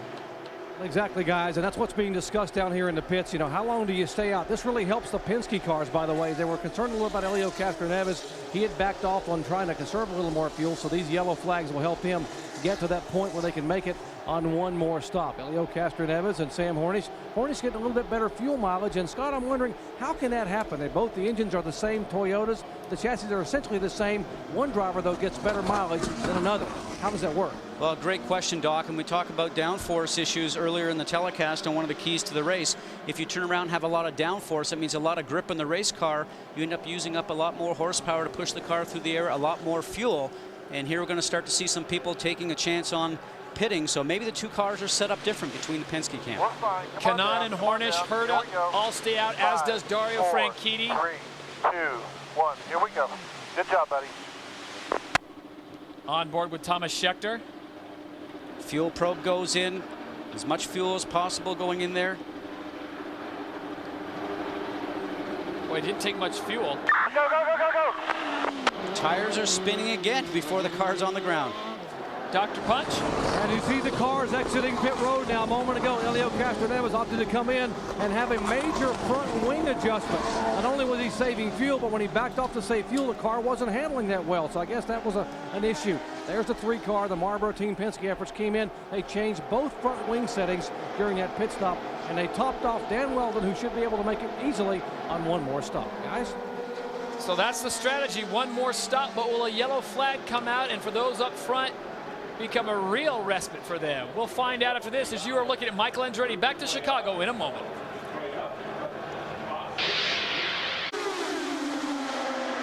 Welcome back to Chicagoland Speedway, the greatest invention since sliced bread, side-by-side coverage, so you miss nothing. And it's Tony Kanaan out in front, followed by Sam Hornish Jr. Brian Herta sits in third. Dario Franchitti, no surprise, Andretti Green's got 3 of the top 4 cars up front. The one that's missing out of that is Dan Weldon. Remember, had that penalty, so he ended up having to start from the back on one of those last restarts. He's now up to 7th. And the man that he's trying to stay in front of in the championship is his teammate, Tony Kanaan, who's leading the race right now. There you see 26, Dan Weldon. He is the current points leader on the IndyCar Series. The leader of the race is the defending IndyCar Series champion, and Tony Kanaan from Brazil, number 11 on the 7-11 ride. Behind him is Sam Hornish Jr. There's Dan Weldon, currently 7th. But as Scott pointed out, he had a pit lane violation, was forced to the back of the pack, and just like that, from 23rd all the way up, actually 20th all the way up to 7th in a matter of 20 laps.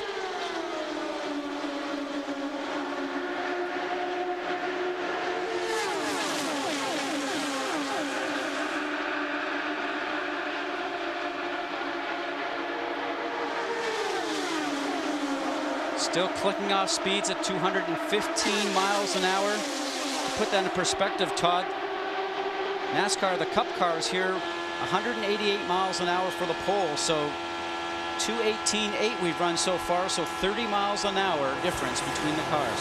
You saw moments ago, Dan Weldon needs to have a first or second place finish, and he needs Kanaan or Hornish to finish out of the top 5. But I'll tell you, Scott, the way Kanaan and Hornish are running, do you think there's any chances they're not going to finish in the top 5? Well, everybody wants to be strong. Position yourself for the end of the race right there. Let's see Herta moving. Number 4, Thomas Scheckter up. It looked like they almost touched a little bit. Remember, when you're running in a pack like this, the cars start to move around a little bit. Danny Weldon right now, as you see on the right-hand side of your screen, the red and white number 26 is up to 4th. Dan Weldon's Jim Beam Klein Tools ride is up to 4th place now. We were just talking about him being in 7th. He is now in 4th. Outside. Outside. I think he's just showing off for his mom and dad. Outside. Could be. You know, Andretti Green's had a very busy week here next to the Indianapolis 500. This is their busiest week for promotions and sponsor work. They've had the Jim Beam head office here in town. Lots of functions going on. Klein Tools is here also. Firestone telemetry on number 4, Thomas Scheckter, 210 miles an hour at the throttle. No surprise there at 100%. You like where the tire temp is? Everything's looking great, and you see him doing a lot of shifting, and you hear him doing a lot of shifting simply because he's trying to keep the engine up in the power band. And if you watch his right hand, you'll end up seeing him go down towards a shifter all the time. And what he's doing is trying to keep that engine right between 10,000, 10,300 RPM, at the same time doing all that shifting, trying to contend with Brian Herta, who's on the bottom side of him. Well, you really get an idea of how the dirty air affects him, because when he gets behind Herta, he's sawing at the wheel. Little jiggle of the wheel. The wheel starts to go light there. You got a lot of pressure in the steering wheel as you go through the 18-degree banking. Very close with the left front wheel right there to Herta's right rear. Inside. Inside. Yeah, and then Thomas is going, now I know he's inside, dude. I've been watching him here for a lap. But the steering wheel is very heavy. You get behind a car in front, and that's when the steering wheel gets light. And that's what the understeer that we talk about sometimes, Todd. A point that comes to mind is a lot of people wonder why there's not more drama, not more payback on the track of the Indycar series. And I think, Scott, as a casual observer, at 210 miles an hour, you have to respect and trust the guy you're racing against. So there really is no time, or there's no room for, I'm going to bump you or I'm going to tap you, because you just can't have it. Absolutely not. No fenders here, not until the last couple of years, until this series really started to run this close where we ever started rubbing wheels with each other. But we saw earlier in the telecast what happens when 2 tires touch. But the most important thing for all these drivers is to have respect for each other. And no matter what happens today, you got to sort of blank it off before the next race. You cannot keep any grudges until the next event. 2 weeks we'll be at Watkins Glen. It'll be a great return for the IndyCar series, back to that fantastic facility. We're on lap 137 of the scheduled 200, and Tony Kanaan is your leader. Can he hold off Sam Hornish? Stick around and find out.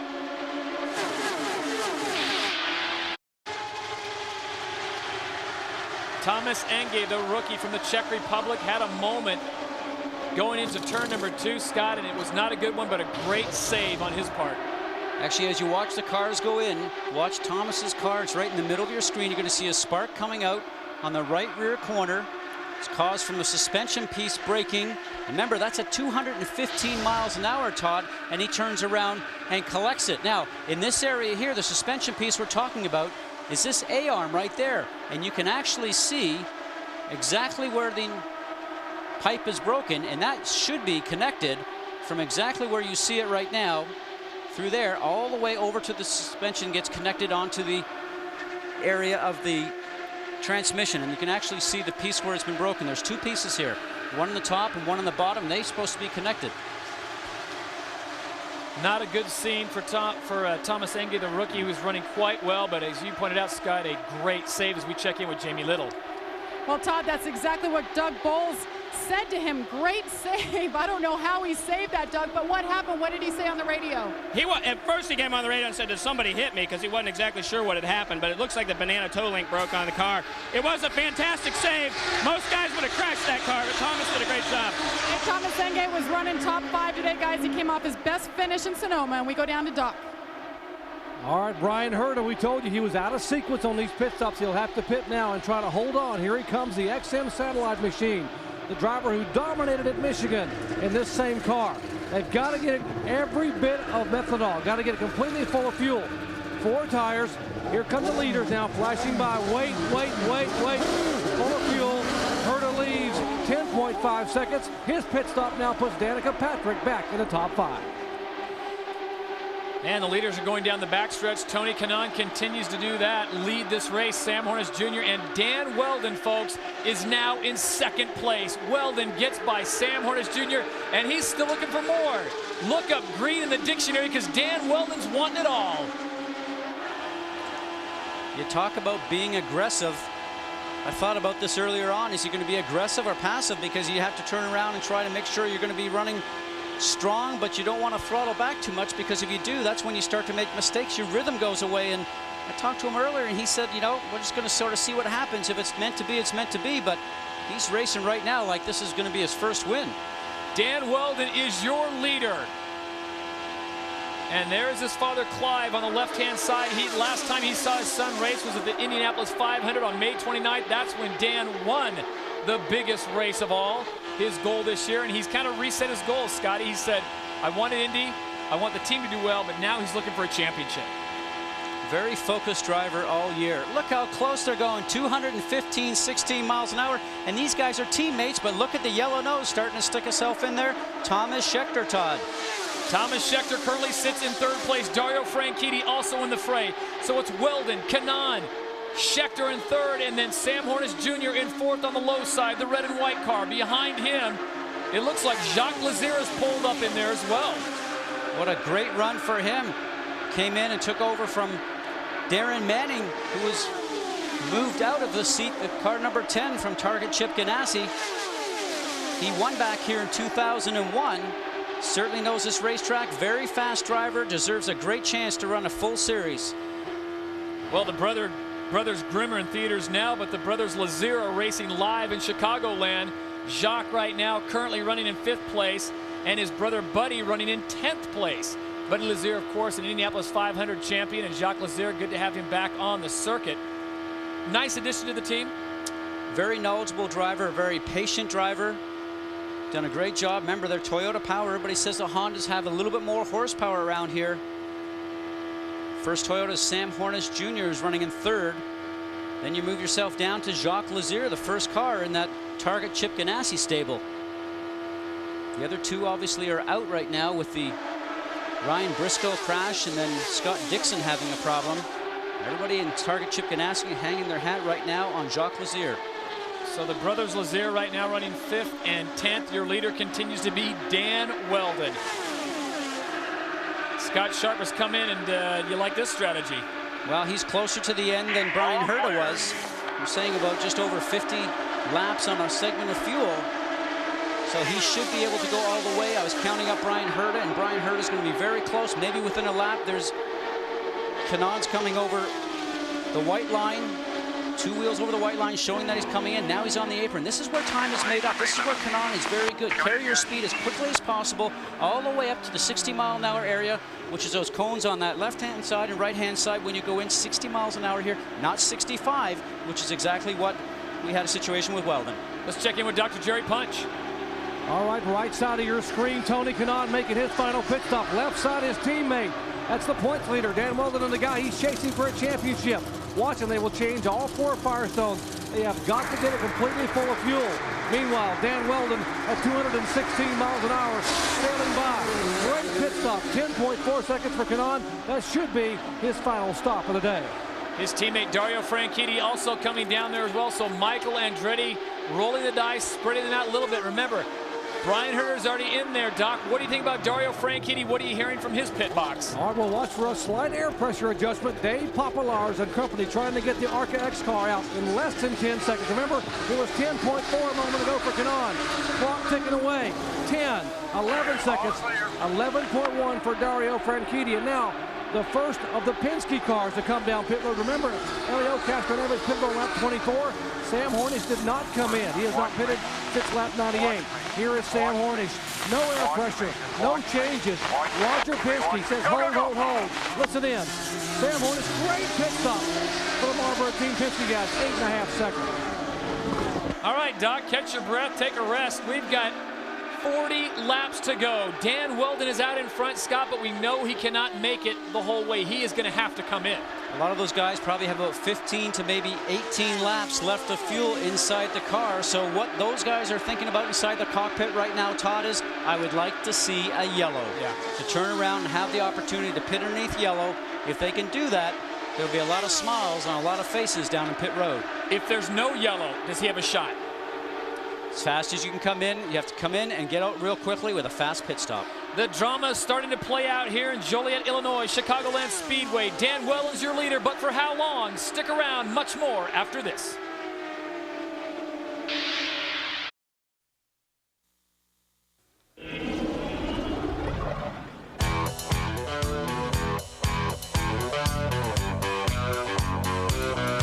From 1961 through 1980, the famed Watkins Glen Road Course in upstate New York was home of the United States Formula One Grand Prix. And it was common to see racing greats like Mario Andretti, the 1978 World Driving Champion. Dan Gurney, the All-American racer who for many years competed in a car he not only drove, but designed and built as well. Two-time World Driving Champion Emerson Fittipaldi. Roger Penske and Mark Donohue, the original Team Penske, as well as Thomas Schechter's dad, Jody, the 1979 World Driving Champion. Indy-style cars also competed here a total of 3 times, the last being in 1981 when Rick Mears won for Roger Penske. Finally, after 24 years, the Indy cars return to the Glen. You can see the Watkins Glen Indy Grand Prix presented by Argent Mortgage in 2 weeks, Sunday, September 25th at 3:30 Eastern, right here on ABC Sports. Back to racing action. A Brit leads them all. Number 26, Dan Weldon, your Indianapolis 500 champion and current points leader. And how ironic would it be for him to clinch, if he wasn't able to do it here, to clinch it at Watkins Glen, a track, Scott, that has so much history with British drivers. A lot of success there. British drivers have won those 8 times. It's amazing right now, 115 points. He's a very huge fan of Jim Clark, who won there 3 times in a Formula One car. A great driver in his day and somebody that Dan has always looked up to. It'll be a very nervous moment for him when he makes this next pit stop, Todd. If it's underneath green, he's going to have to come in and get great service. He's been running P1 right now on the fuel to make as much horsepower as possible so he can stretch a lead out from this group that he's starting to drive away from. Look at here. Danica Patrick. Outside right front with Helio. Outside right front with Helio. She's on her way back. What a great run. Look at this. Not even lifting off the throttle, just slicing underneath Castroneves. Still there. Trust and respect, boys. Trust and respect. Danica Patrick's coming through at 217 miles an hour, picks up another position, so now Danica sits in 4th. Great draft from the cars up in front. Nowhere to go there. A bit of a roadblock. Both lanes are taken up. Well, there you see the main peloton, the main field. Buddy Rice on the outside there, number 15. There you see Thomas Schechter, number 4, and Danica Patrick. But Dan Weldon is way out in front, and he has decided now is the time to pit. Weldon's coming in. And also you saw Castroneves actually dip wide from the high side to the low side. He's right there in your pit lane also. Doc, what do you know?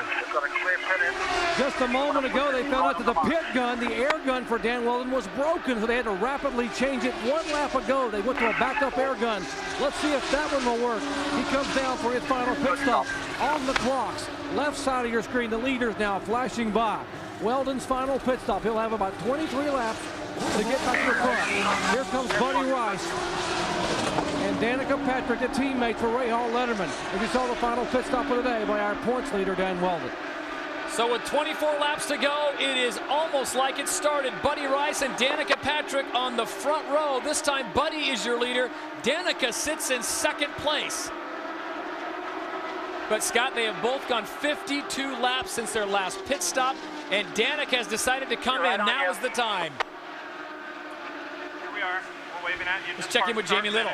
Guys, the Rahal Letterman team is really taking a gamble with Danica here. They set the tires out. They decided, no, we're not going to take tires. It's going to be fuel only.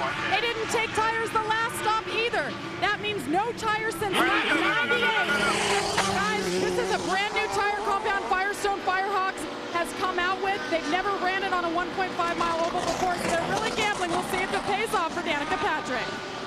That's a big chance to take something you've never run on this oval before, and Firestone's usually been pretty good. Let's see if it pays off for her this time.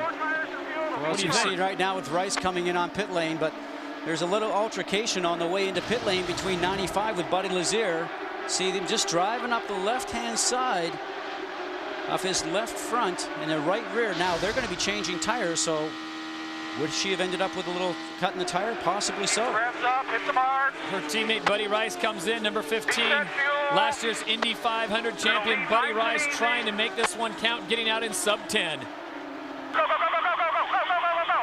This is it. This is where we get paid. Make this outlap count. Rice going to a tear-off there with 21 laps to go. Not quick enough as Weldon's going to go across the stripe here, carrying momentum of over 215 miles an hour. And Rice, you'll see, will pick him up here on the apron, trying to get out on the apron right there as Weldon goes by. We talk about the in-laps and the out-laps. Todd United to try and make as much time up as possible. All right, Mr. Goodyear, with just 20 laps to go in this race, we look at Dan Weldon, Buddy Rice, and the rest of the crew. Weldon is your leader. Castroneves, Rice, and Patrick. When we come back, we'll get your thoughts on who you think is going to win the Peak Antifreeze Indy 300 presented by Mr. Clean from Chicagoland Speedway. Stay with us.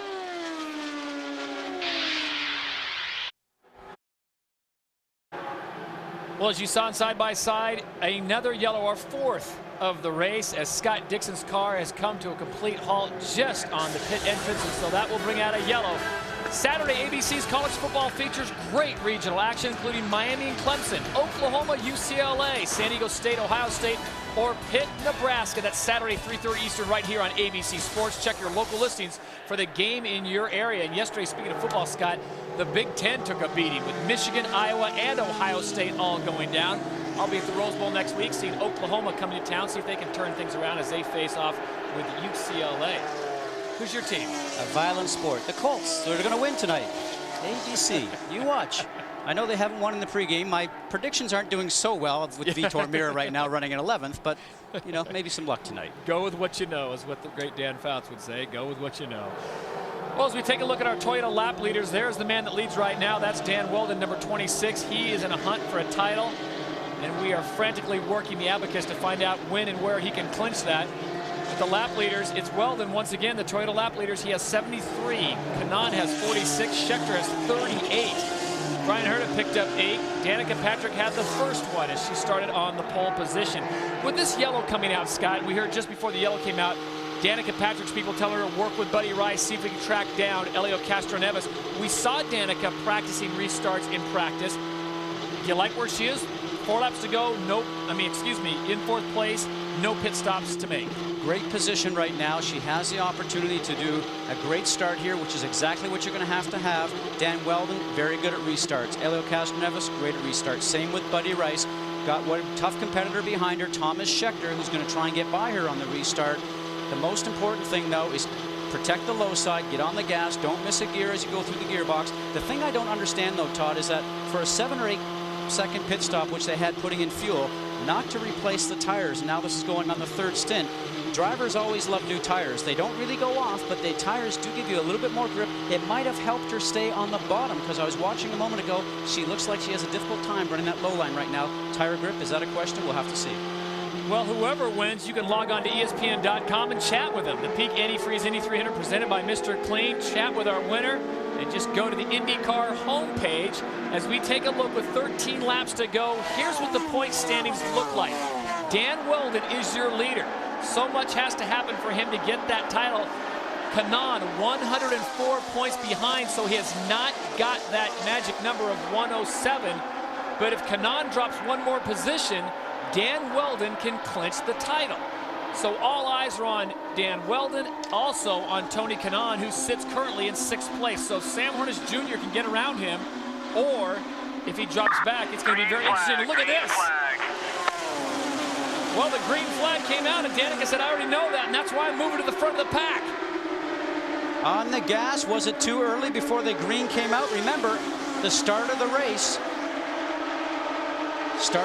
you can actually not pass until you go past the start line on a restart as soon as the green is out. The question is, was the green out before she got on the gas, or did the green come out after? Well, race control is asking her to let 2 by, and this may cause more problems than it's worth, as Danica,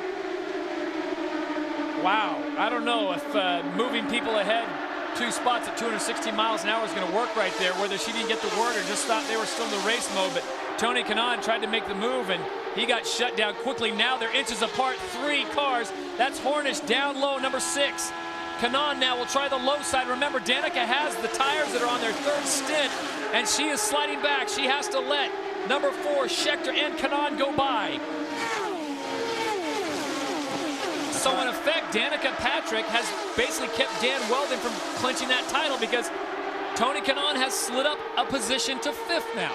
Not what Danny Weldon wanted, but you know what? Question the tire choice before, because a little bit more grip on the tires is always welcome, especially when you want to try and get the car on that low side, as I was mentioning. But for her right now, what a tremendous restart. Timing may be off just a little bit, but very aggressive. And this is what she's had problems with earlier in the year. This is what I like about her right now. She's learning as she goes. Timing's off a little bit, but she's learned how she has to run with these guys on the racetrack. I like the move. I think it was aggressive, like you said, Scott, but was the timing just right? Dan Weldon is your leader. Danica Patrick now has gone from 4th place to 7th. As we look at this restart one more time, tell me what you see. Well, you get into a zone, they call it the go zone. As soon as Danny Weldon gets there, he starts to accelerate. You see it right now. She's already improved a couple of positions. Down on the white line off that 18-degree banking. Very aggressive. I like what she's doing, but the timing was just off a little bit. You hear the spotter letting her know. Outside. Eric Peterson did a great job in letting her know where the green was out, but she was on the gas just a bit too soon.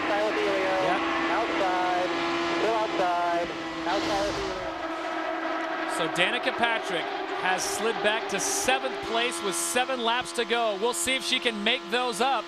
Her teammate Vitor Mera, who my colleague picked, has now moved up to 6th place, but it is Dan Weldon who leads them by one more time. Weldon, number 26, with 6 laps to go. He's got Elio Castroneves right behind him. Scott, get underneath that helmet and all that hair care product that Danny Weldon likes to run. In the mind of Dan Weldon, what are you trying to do? He's just pushing as hard as he can right now. He's counting off the laps, listening to the car, hoping nothing's going wrong with it. He just wants to drive that thing as quickly as possible, hoping for no yellows. He knows it's within 5. He knows within 5 for a championship. No doubt a big party, but I can certainly tell you that the stress we've seen on Danny Weldon's face throughout these midsummer weeks is certainly going to be lifted once he wins this deal. Clive Weldon, Dan's father, working the brow, saying, son, bring it on home. Dan Weldon looking for his 6th victory on the season. It is Weldon. It is Castroneves going 1 and 2, and we've got 4 laps to go at Joliet. My question is now, whose heartbeat is higher, his father's or Danny Weldon's? Tony Kanaan has now been moved back to 5th as Thomas Schechter got a run past him. And Scott, there's no way there's driving orders right now from Michael Andretti saying, back it down a spot, let's let Dan clinch it here. You would not even be listening to it if it was. Your foot's going to be on the gas. It might be different if it was down to the very last race and it wasn't your teammate that you were with you in the championship. No team orders here. No team orders with Team Penske right there. Those guys are dicing it up. They need to run in line, Todd, nose to tail, the 2 Penske cars, to help one of them push themselves past the front car of Danny Weldon right now. Remember, that's a Honda power plant number 26 Toyota for Castroneves and Hornish in 2nd and 3rd. We've got 2 laps to go. Dan Weldon is your leader. He's the reigning Indianapolis 500 champion, trying to hold off Team Penske in the form of Elio Castroneves, number 3, and number 6, Sam Hornish. Both of them looking for another victory in 2005, but it's going to be a tough task to get around Dan Weldon as they come out of turn number 4. It is Weldon. The Toyotas of Penske decide to go high. Weldon keeps the low line, and here comes Tony Kanaan on the inside. Smart team movement by Team Penske right now. They're going around the high side the longer way. Will the drafting work and overpower the Honda power that's on the low line? We'll have to see. Chicago breeds close finishes, and they are going to make it yet another one. It's Weldon on the inside. Castroneves on the outside. Somebody wake the queen, because Dan Weldon just walked away with the checkered flag. That was unbelievable. The pride of the UK racing community has done it again. Dan Weldon picks up his 6th victory on the year. He sets an IRL Indycar Series record for most wins in a season, and Clive Weldon is glad he made the trip.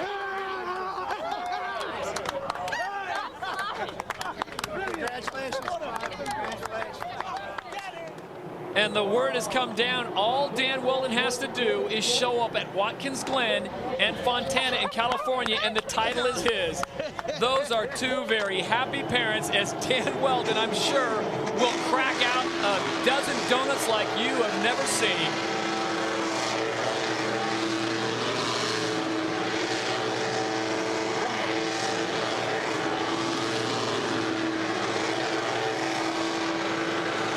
Light him up, Danny boy. 10th win this season for Andretti Green, 11th win for Honda this year, and he leads by 102 points. Here it is one more time, Scott. It looked like Toyota had something going on the outside. Sam Hornish in the 6th car on the top of your screen was actually trying to help in the draft of the number 3, Avelio Castroneves. A little bit more momentum, though. It almost looks like he pushes the pass to go button. Just a little surge by Danny Weldon, the number 26 car. And with the home office here, both Klein Tools and Jim Beam, you'll know there'll be a big party going on tonight. Are you insinuating that beverages will be flowing? 2 weeks to the next race, beverages maybe. There's another look at just how close it was. We talked about how close the races are here at Chicagoland. And what are you giving that, 2.5 feet? Not very much at all, but you know, what a relief for him right now just to show up for the next event to maybe win the championship. Clive Weldon is a happy daddy as his son has just walked away with his 6th win of the season. When we come back, we'll talk to that man, Dan Weldon, your winner in Joliet. When we had that nice lead at the end, and I thought, then the yellow, I thought, not again. But his restart was perfect, and he drove a brilliant race. He deserves the championship. I think he's drove absolutely brilliant. Now, all your son has to do is show up at Watkins Glen. He'll become the champion and be the first one ever to win the Indy 500 and get the championship in 1 year. So we'll see you at Watkins Glen. Definitely. He's definitely coming back with some brothers and sisters. He said he'll be there with some of the brothers and sisters, and we'll wait for 2 weeks. But now we go to Dr. Punch. All right, walking up pit road, Dan Weldon, congratulations on win number 6 here as he waves to all the crowd coming by. All the congratulations, Danny. Great effort today, bud. Yeah, it was excellent. Obviously, you know, it's a tough time with the Hurricane Katrina, and all my thoughts and prayers with those people. And it's the 4th year since 9/11, so it's a tough day for everybody. But I think we put on a hell of a show, and certainly, you know, Andretti Green Racing did a fantastic job. The Klein Tools Jim Beam car was unbelievably strong. We knew we had a quick car all weekend, but you know, it was just difficult with the way the sessions worked out, exactly how quick we were on our own. And you know, my engineer Eddie Jones made a brave decision, and to go as trimmed as we possibly could with some other stuff that makes the car difficult to drive in traffic. So I cost myself when I got caught speeding in the pit lane by accident. So it's a great day, though. Great day. Final couple laps, you had your hands full with those Penske cars. The Penskes were really quick. When they could kind of hang with you, and even Elio at the end was very, very quick. It was just you know, it's competitive series, best series in the world. So that's what happens when you have that. And here's the best part for you. I don't know, you couldn't hear your dad a moment ago, but Clive and Sue, mom and dad, will be at Watkins Glen. All you have to do is show up, and here's dad right here. Here's Clive giving his son. And he started racing when he was 5 years old. He is the oldest of 5 children. Mom giving her son a hug. This morning she hugged her son. Today she's hugging the champion as all the celebration is ongoing. He shows up in Watkins Glen and he becomes the series champion. Guys? All right, thank you, Doc. And just a warning to the Watkins Glen PD. Dan Weldon and brothers are coming to Tan in 2 weeks. Watch out. There are your unofficial results. We'll have much more from Joliet when we come back.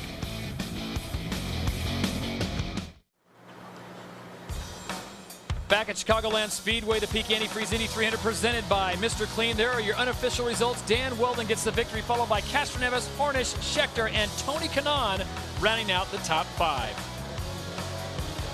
And Ryan Briscoe want to just let you know that he is alert, conscious. He's been taken to the hospital, and all signs look to a quick recovery. Wish him the very best.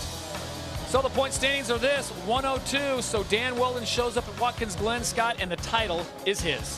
A great feeling for him. There's certainly a lot of celebration going on tonight, and headed towards a track that he loves racing on. Watkins Glen, a great road course. Dan Weldon ran his first race at IRL at Chicagoland in 2002, led his first lap here in 2003. And our next race, Watkins Glen, the Indy Grand Prix presented by Argent Mortgage, Sunday, September 25th. That's 3:30 Eastern, 12:30 Pacific on Sunday, September 25th. Well, it was a great day, a great race here in Chicago. Scott, your final thoughts? As you can see right there in the monitor, a lot of situations that end up happening here when you run wheel to wheel at this type of speed. Otherwise, a safe day. And tomorrow night, join Al Michaels, Michelle Tafoya, John Madden when the Eagles take on the Falcons. That's Monday Night Football, 9 Eastern, 6 Pacific tomorrow night. And coming up later, ABC World News Tonight or your local news. On behalf of Jamie Little, Dr. Jerry Punch, Scott Goodyear, I'm Todd Harris saying so long from Joliet. Your winner, Dan Weldon, takes the crown.